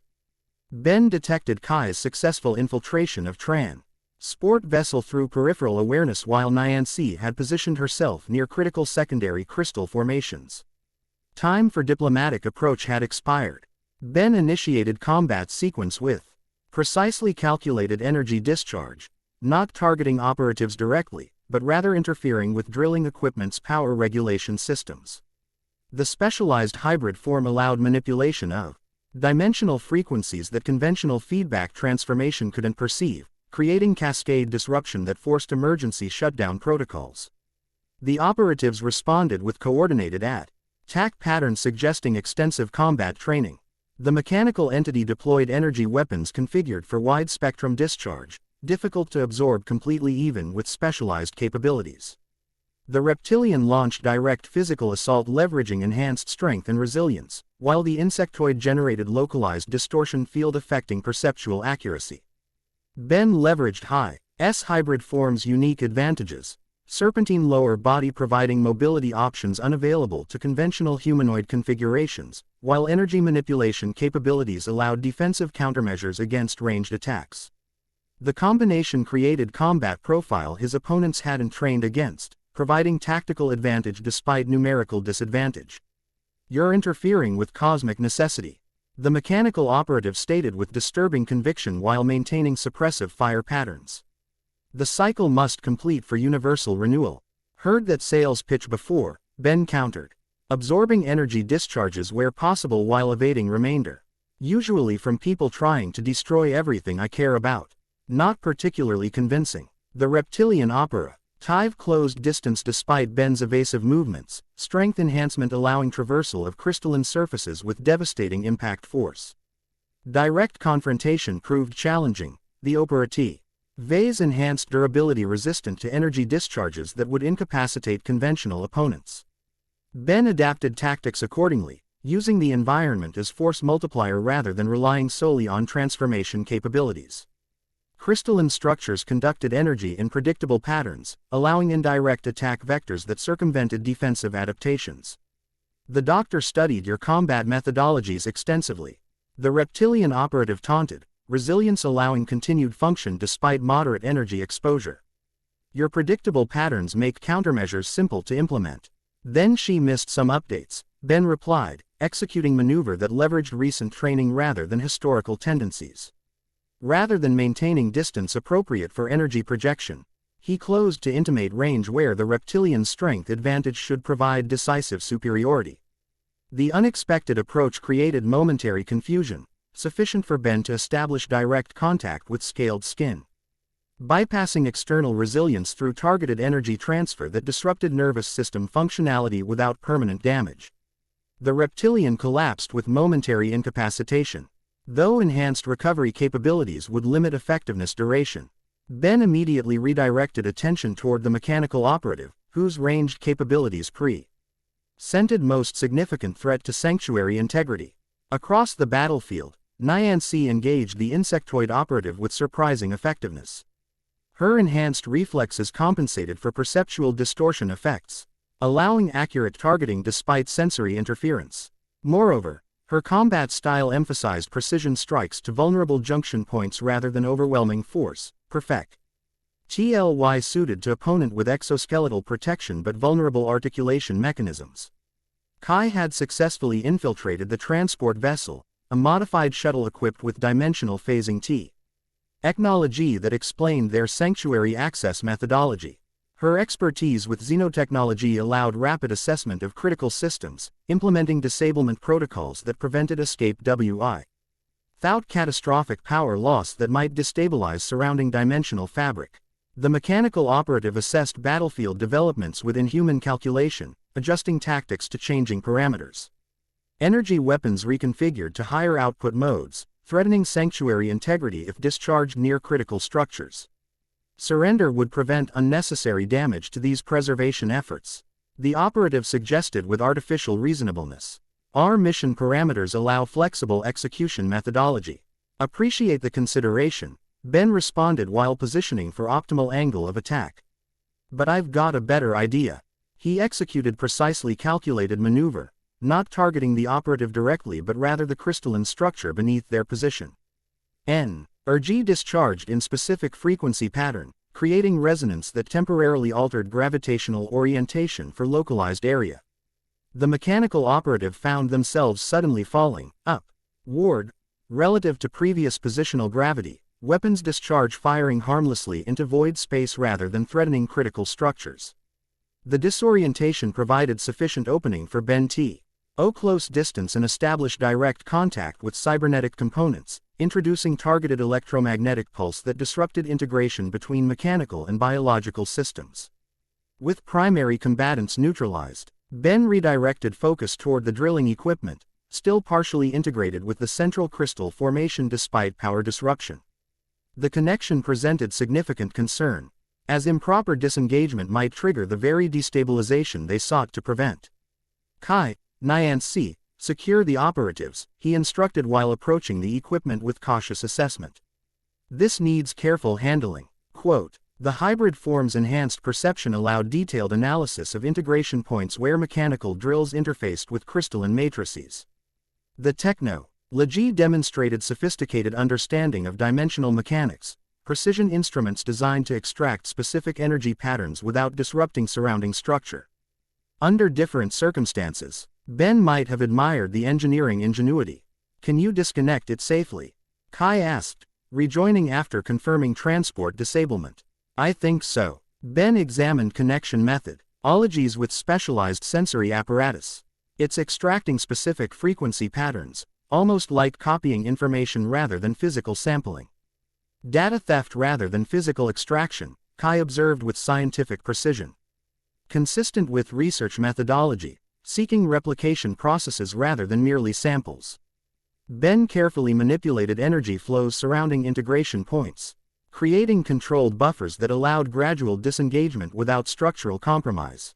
The process required precision beyond conventional capabilities, but the hybrid form provided necessary sensitivity to dimensional frequencies.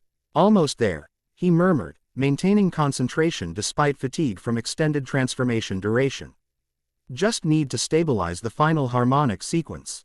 The crystal emitted resonant tone as disconnection completed, vibration propagating through surrounding structures like musical notation.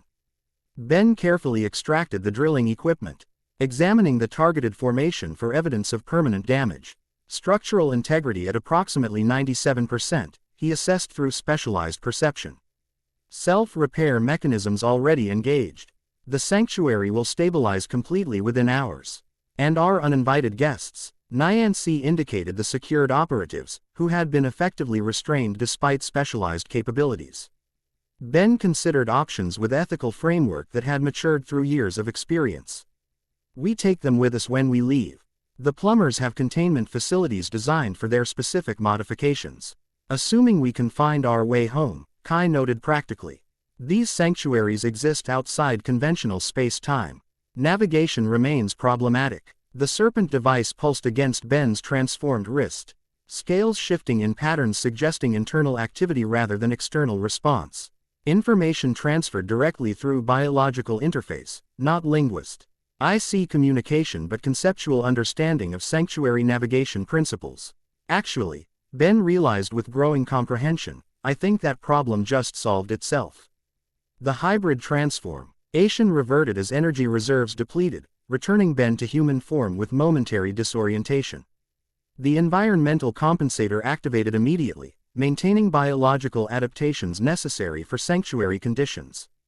The device absorbed navigational data, he explained, examining the serpent scales now pulsing with steady rhythm. It can create return passage to our point of origin. Convenient timing, Nyancy observed skeptically, almost like it was waiting for something specific. The observation carried unsettling implications regarding the device's potential intelligence or programmed objectives. Ben had experienced sufficient technological sentience throughout his career to recognize patterns suggesting purposeful behavior beyond mere tool functionality. Let's worry about motives after we're home, Kai suggested practically. The compensators have limited operational duration. Ben nodded agreement, focusing attention on the serpent device as sanctuary inhabitant. TS began returning, energy entities maintaining respectful distance while observing recovery operations. Their patterns suggested communication among themselves, evaluation of intervention results. We need to transport 3 prisoners, Ben noted, calculating energy requirements against device capabilities. That might complicate translocation parameters. The sanctuary entities approached with apparent purpose, several converging around the restraining operatives with focused intention. Energy tendrils extended toward the captives, creating containment fields that integrated with existing restraints. Ben received impression rather than direct communication, conceptual understanding that the sanctuary guardians would assume responsibility for the intruders, ensuring appropriate confinement. NT while extracting information regarding broader threat patterns. They're offering to keep our friends here, he translated for companions. Apparently, these sanctuaries have dedicated containment protocols for hostile entities. Can we trust them? Nyancy questioned with natural skepticism. For all we know, they might have their own agenda. Kai considered the situation with academic assessment. The sanctuary system appears fundamentally preservation-oriented. Maintaining ecological and dimensional stability serves their core purpose. I see no evidence of conflicting objectives. Sanctuary entities communicated additional information, transferring conceptual understanding regarding dimensional coordinates and preservation priorities. The message carried urgency beneath informational content. Recommendation for immediate departure while dimensional pathways remained stable. They're saying the intrusion weakened boundary integrity temporarily, Ben translated with growing concern. The longer we stay, the greater risk of translocation failure. That decides it then, Kai concluded decisively. We leave the operatives in their custody and return immediately. Nyancy remained visibly uncomfortable with relinquishing prisoners but acknowledged practical necessity with reluctant nod. Fine, but when we get back, we need serious conversation about mysterious alien tech making executive decisions. Ben activated the serpent device according to newly understood principles, focusing on dimensional coordinates corresponding to their origin point at Friedkin University. The scales rippled in response, energy patterns shifting to establish translocation parameters with greater precision than previous activation. Reality folded around them once more, the sensation, now familiar if not entirely comfortable. Dimensional boundaries parted like curtains, allowing controlled passage through intermediate spaces where physical laws existed as suggestions rather than requirements. The journey felt briefer than previous transitions, suggesting improved efficiency through accumulated experience. Their re-emergence occurred in unexpected location, not the transmutation gardens where their journey began, but rather within Friedkin University's restricted archives. The circular chamber materialized around them with abrupt transition, dimensional doorway sealing immediately upon their arrival. "This isn't where we left from," Nyancy noted with immediate suspicion, enhanced senses scanning unfamiliar environment for potential threats. "No, but it's where we were headed originally," Kai recognized, identifying specific archival sections with professional familiarity. The restricted section containing information on interdimensional entities and preservation methodologies. The chamber contained extensive collection of artifacts and texts dedicated to precisely the knowledge they now sought, materials documenting sanctuary systems, dimensional preserves, and entities associated with cosmic cycles. The coincidence strained credibility, suggesting purposeful navigation rather than random translocation error. The device brought us directly to relevant information sources, Ben realized, studying nearby texts with growing comprehension. It knew exactly what we needed. "That's not concerning at all," Nyancy muttered sarcastically, though curiosity overcame caution as she examined nearest display case containing ancient manuscript with serpentine illustrations matching patterns on the device. Kai approached the central research table where ANC Iant tome lay open to specific page, as if recently consulted and deliberately left for discovery. The text featured illustrations depicting circular serpent consuming its tail alongside dimensional diagrams showing cyclic universal patterns. The Codex Serpentis, she identified with academic precision. 15th century grimoire documenting encounters with interdimensional serpent entities and their prophecies regarding cosmic renewal cycles. "Prophecies like universal destruction?" Ben asked, joining her examination of the ancient text. "More complex than simple destruction," Kai clarified, professional excitement momentarily overshadowing practical concerns. "It describes cyclical universal renewal, destruction and recreation in continuous pattern. The Ouroboros symbolizes this perpetual cycle. Destruction is still destruction, fancy philosophy notwithstanding," Nyancy commented practically, continuing environmental assessment despite apparent security. "And someone's actively working toward it right now." Ben examined the serpent device thoughtfully, its scales now pulsing with steady rhythm suggesting normal operational status. The coincidences surrounding their journey carried troubling implications regarding independent agency and predetermined objectives. "We need to understand what this actually is," he decided, indicating the device. "Not just its capabilities, but its purpose. Why it was created, why it was hidden, and why it chose now to resurface. And whether its objectives align with preserving our current reality or transitioning to whatever comes next." Kai added with academic precision, articulating the central concern. "These texts suggest the cycle is neither good nor evil in absolute terms, simply inevitable cosmic process." "Inevitability is overrated," Ben stated with characteristic determination. "I've faced plenty of inevitable threats before." Before further discussion could develop, the archives security system activated without warning, magical wards illuminating with brilliant intensity as detection protocols engaged. Alarms remained silent, but specialized containment fields manifested around the chamber's perimeter, effectively sealing all conventional exits. "We've been detected," Kai realized, recognizing security protocols from previous research visits. "The archives have automated defense systems against unauthorized dimensional manipulation." "Fantastic timing," Nyancy muttered, identifying potential escape routes with predatory assessment despite magical barriers. "Any way to disable them?" Before Kai could respond, the chamber's main entrance disrupted with focused magical energy. The reinforced door disintegrated rather than merely opening, particles converting to luminous dust that scattered across pristine floor. Through this unconventional entrance stepped familiar figure that immediately commanded attention through sheer presence. Charmcaster hadn't merely aged in the years since their previous encounter, she had transformed. Gone were the theatrical costume elements and adolescent styling, replaced by practical attire that balanced magical functionality with understated elegance. Silver hair, now grown to waist length and intricately braided with arcane symbols, framed features that had matured from pretty to striking. Her eyes remained most remarkable feature, violet irises containing luminous patterns suggesting direct connection to magical energies. Tennyson, she greeted, voice carrying authority developed through years commanding mystical forces. Breaking into restrict, ed archives through interdimensional portals. Your subtlety remains consistently non-existent. Charmcaster, Ben acknowledged cautiously. Their history contains sufficient antagonism to warrant CA. Yushin despite recent years of tentative non-aggression. Or are you still going by hope these days? Something complex flickered across her expression. Recognition of personal name carrying significance beyond casual reference. Professionally, Charmcaster serves adequate purpose. In present company, either suffices. The careful neutrality suggested neither explicit friendship nor continued enmity, professional acknowledgement between powers who had outgrown childish rivalries without necessarily becoming allies. You're the security response, Kai identified, noting the controlled deactiva. Cheon of containment fields following Charmcaster's arrival. I hold faculty position within the Dimensional Studies Department, she confirmed with subtle pride underlying professional statement.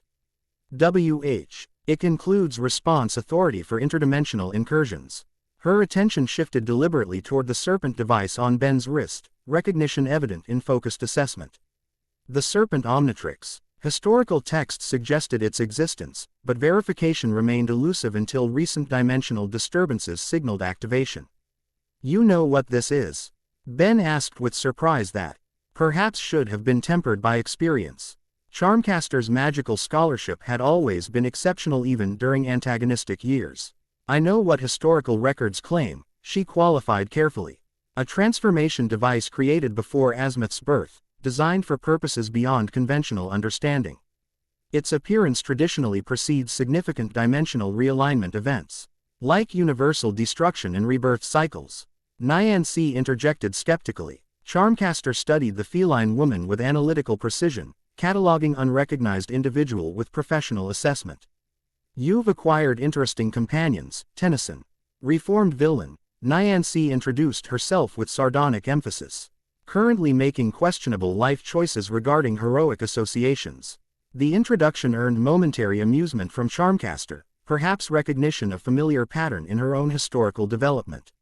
A surprisingly common trajectory in Tennyson's vicinity. The brief exchange established tentative equilibrium, not trust precisely, but pragmatic recognition of shared circumstance. Charmcaster returned attention to immediate concerns with professional focus. The archive sensors detected multiple dimensional frequencies consistent with sanctuary networks, she observed. You've been traversing preservation realms. Why? Ben explained sent events with concise accuracy, the temple discovery, Viper's involvement, Ouroboros connection, and sanctuary intrusion. The information exchange reflected mature recognition that historical antagonism had become irrelevant against cosmic threat potential. Charmcaster absorbed the information with analytical precision, professional expertise evident in focused questions regarding specific magical and dimensional elements. Her knowledge of sanctuary networks exceeded their combined understanding, suggesting specialized research beyond conventional academic parameters. The sanctuaries exist as dimensional lifeboat network, she explained after completing initial assessment.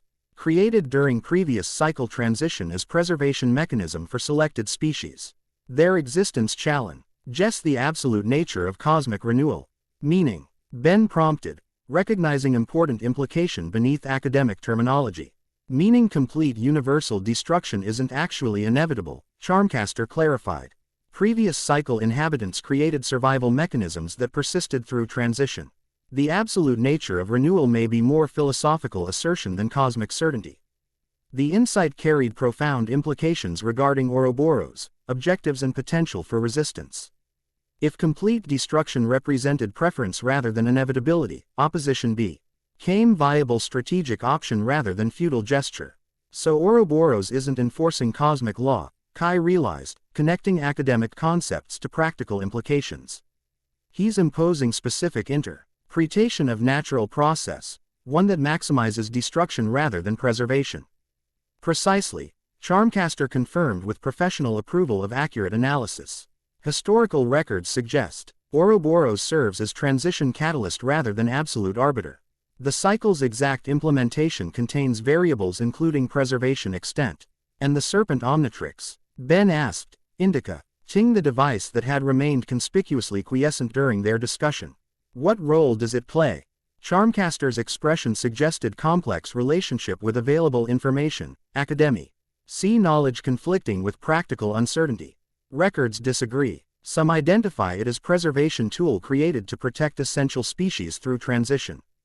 Others suggest it serves as transformation catalyst itself, the mechanism through which renewal manifests. That's problematically ambiguous, Nyancy observed with characteristic understatement. Could be saving the universe or destroying it. Slight difference in practical outcomes. Hence my research focus, Charmcaster acknowledged. Recent dimensional disturbances prompted intensive investigation into cycle transition mechanics. Your arrival through sanctuary networks provides unprecedented opportunity for direct analysis. Her attention focused on Ben with professional intensity devoid of historical antagonism. The device has bonded with you completely. Integration patterns exceed conventional technological parameters, suggesting biological synchronization beyond Galvan transformation technology. Not exactly by choice, Ben noted. Though without genuine complaint, the device's capabilities had already proven valuable despite continuing questions regarding its nature and purpose. Choice may be irrelevant, Charmcaster replied with academic detachment. Historical accounts suggest the Serpent Omnitrix selects its bearer according to criteria beyond conventional understanding. Its activation and bonding timing correlates with cosmic alignment patterns preceding cycle transition. The implication carried uncomfortable weight, suggestion of predetermined role within cosmic process beyond individual agency. Ben had encountered similar concepts throughout his hero career, consistently rejecting fatalistic interpretation in favor of choice and responsibility. I make my own choices, he stated firmly, conviction underlying casual tone. Cosmic cycle or not, something like approval flickered across Charmcaster's expression, perhaps recognition of unchanged core principles despite maturation of expression methodology. Admirable sentiment. Practical implementation remains to be determined. Further discussion halted abruptly as magical alarms activated throughout the university, not the Contro. LLED security protocols of archive systems, but emergency response indicators suggesting external threat. Charmcaster accessed notification system through specialized interface on her communication band. Expression hardening as information transferred. The university is under attack, she announced with professional calm belying situation severity. Multiple breach points, coordinated assault pattern. Magical signatures consistent with your previous attackers but significantly amplified. Viper's people again, Ben questioned, already activating the Omnitrix in combat preparation. More likely Ouroboros, direct servants. Charmcaster corrected, gathering magical energy that manifested as luminous patterns surrounding her hands. The dimensional disturbance created by your sanctuary excursion provided tracking opportunity. They followed your return signature. Thereafter the device, Kai concluded, drawing her energy pistol with practiced efficiency despite limited effectiveness against magical threats. And its bearer, Charmcaster added significantly. Historical patterns suggest the Serpent Omnitrix and Chosen Bearer represent critical components in cycle transition mechanics. Acquisition likely represents primary objective rather than simple destruction. Security monitors activated throughout the chamber, displaying multiple assault points across campus grounds.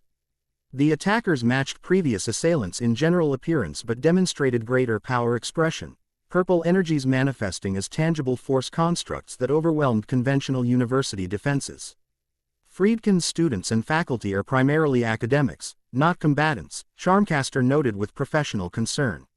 Standard defense protocols are designed for containment, not warfare. Then we need to draw them away from population centers, Ben decided immediately, combat experience translating to tactical assessment. Give them what they want, me as visible target away from civilians. Tactical validity notwithstanding, presenting yourself as bait seems exceptionally unintelligent, Nyancy observed, though her posture indicated readiness to implement whatever strategy emerged. Not bait, Ben corrected with confidence developed through years of field command. Distraction while you implement actual countermeasure. Which is, Kai prompted, recognizing familia. Our strategic approach despite modified circumstances. Ben outlined tactical plan with efficient precision, leveraging individual team strengths while accounting for enemy capabilities and civilian protection priorities. The approach demonstrated mature leadership balancing aggression and caution appropriate to situation parameters. "That's actually coherent strategy," Charmcaster acknowledged with mild surprise. "Your tactical planning has improved significantly. Command experience has benefits," Ben replied without false modesty. 5 years leading plumber crisis response teams had developed natural leadership capabilities beyond teenage impulsiveness. Everyone clear on objectives. Affirmative responses demonstrated team cohesion despite limited prior coordination. Professional respect overcoming historical complications as immediate threat demanded unified response. Ben activated the Omnitrix, selecting transformation with tactical purpose rather than maximum power display. XLR8 should provide necessary mobility while remaining recognizable, he decided, triggering transformation sequence. As with previous activation, the Serpent device engaged simultaneously, creating hybrid form incorporating elements from both genetic templates. The resulting transformation maintained XLR8's general configuration, bipedal form optimized for extreme velocity, while incorporating pentine elements including scaled armor patterns, modified sensory apparatus, and specialized venom glands within forearm structures. Still finding new combinations, Ben noted, voice carrying distinctive harmonic quality through modified vocal structures. "Let's see what this one can do." Without further discussion, the team deployed according to tactical plan. Ben exited the archives through main corridor, deliberately creating visible profile to attract attention while remaining teammates utilized alternate routes toward assigned objectives. The strategy leveraged enemy fixation on primary target while enabling secondary operations without immediate opposition. University corridors provided excellent acceleration lanes for velocity-based transformation, allowing rapid movement between sections while maintaining controlled visibility. Ben purposefully manifested recognizable energy signature, ensuring pursuit focused on his position rather than investigating alternative targets. The response came quickly, pursuit forces converging from multiple entry points toward his deliberately broadcasted location. As anticipated, enemy prioritized acquisition over comprehensive security, committing majority of assault forces toward primary objective capture. The hybrid form's velocity exceeded standard XLR8 parameters, allowing movement that approached teleportation from external perspective. Enhanced sensory capabilities provided comprehensive tactical awareness despite extreme speed, detecting opponent positions and movement patterns with sufficient precision for controlled engagement parameters. Ben maintained continuous movement, creating appearance of omnidirectional threat while actually implementing precise circuit design to concentrate pursuit forces within predetermined containment zone. Each passing engagement followed identical pattern, sufficient proximity to confirm identity and provoke pursuit, followed by controlled withdrawal toward designated convergence point. Throughout this tactical maneuvering, Ben remained in communication with team members implementing secondary objectives. Kai had reached Security Control Center, coordinating evacuation protocols for uninvolved university personnel while providing tactical intelligence regarding enemy distribution patterns. Nyancy utilized enhanced infiltration capabilities to access environmental control systems, preparing specialized countermeasures leveraging university's unique infrastructure. Charmcaster focused on most critical element, magical containment system requiring direct interface with University's foundational ward network. Convergence point secured, Charmcaster confirmed through communication link, professional efficiency evident despite magical complexity. Containment parameters established according to specifications. Civilian evacuation 80% complete, Kai reported from Security Center. Remaining faculty implementing secondary defensive perimeter around critical research sections. Environmental modifications ready, Nyancy added from Infrastructure Control Station. Waiting for convergence confirmation before activation. Ben acknowledged reports, while continuing pursuit concentration maneuvers. The hybrid transformation's enhanced capabilities allowed sustained operation beyond standard duration limitations, though energy consumption suggests eventual resource depletion without regeneration opportunity. Approaching final convergence in 30 seconds, he advised, calculating pursuit patterns against predetermined parameters. Confirmation on containment readiness. Confirmed, Charmcaster responded, magical energies audible in harmonic undertones beneath verbal communication. Primary and secondary boundary fields established. Activation awaiting target acquisition. Quote, the plan's final phase required precise timing, ensuring maximum opponent concentration within containment zone before simultaneous activation of multiple countermeasures. Ben executed final approach vector velocity, creating visual distortion effects that complicated targeting systems while maintaining sufficient presence for pursuit maintenance. The Gray T Hall of Practical Applications, normally dedicated to controlled magical experimentation, had been repurposed as containment zone through Charmcaster's specialized expertise. The Circular Chamber Prov. IDED optimal geometric properties for magical boundary establishment while environmental systems allowed atmospheric manipulation through Nyancy's modifications. Ben entered the chamber at calculated velocity, executing precision deceleration that positioned him at exact center point while pursuit forces converged from multiple entry vectors. The timing achieved near-perfect synchronization, 20. Y7 pursuit entities entering containment zone within 3.8-second window, optimal concentration for simultaneous neutralization. Now, Ben signaled, triggering coordinated countermeasure activation. Multiple systems engaged simultaneously according to tactical design. Charmcaster activated boundary wards that sealed all conventional exits while establishing selective permeability field, conta. Ining magical energy discharges while permitting specific frequencies established during planning phase. Nyancy implemented atmospheric modifications that introduced specially formulated paralytic compounds designed for magical entity neutralization. Kai activated security countermeasures including targeted electromagnetic pulse generators that disrupted energy weapon functionality. The combined effect created comprehensive neutralization environment specifically calibrated for opponent capabilities. Pursuit forces found offensive capabilities suddenly compromised while defensive options limited by environmental modifications. The containment parameters allowed Ben's hybrid form to maintain functionality while opponents experienced progressive capability reduction. Surrender now, Ben offered. Professional courtesy despite situational advantage. You're contained, neutralized, and significantly outnumbered in effective combat capability. The response came not from individual pursuers but manifested as collective energy pattern, purple illumination coalescing at chamber's center to form communication interface rather than combat function. The resulting manifestation resembled holographic projection displaying entity of imposing stature and distinctive appearance. Lord Ouroboros appeared fundamentally humanoid but with proportions suggesting different evolutionary pathway. Elongated limbs connected to torso featuring visible musculature patterns inconsistent with mammalian development, while cranial structure incorporated elements resembling serpentine ancestry rather than primate lineage. Most distinctive were the eyes, vertical pupils within irises that shifted colors continuously through spectrum beyond conventional visual perception. Serpent Bearer, the manifestation addressed Ben directly, voice carrying harmonic complexity suggesting multiple simultaneous communication channels. You implement primitive containment while cosmic realignment accelerates. Curious prioritization. Protecting innocent lives is always priority, Ben responded, maintaining combat readiness despite conversational engagement. Something your servants seem unconcerned with during their attacks. Innocence represents subjective evaluation irrelevant to cosmic process, Ouroboros dismissed with academic detachment rather than malicious intent. All existing entities participate in transition regardless of moral classification. The cycle acknowledges no exemptions.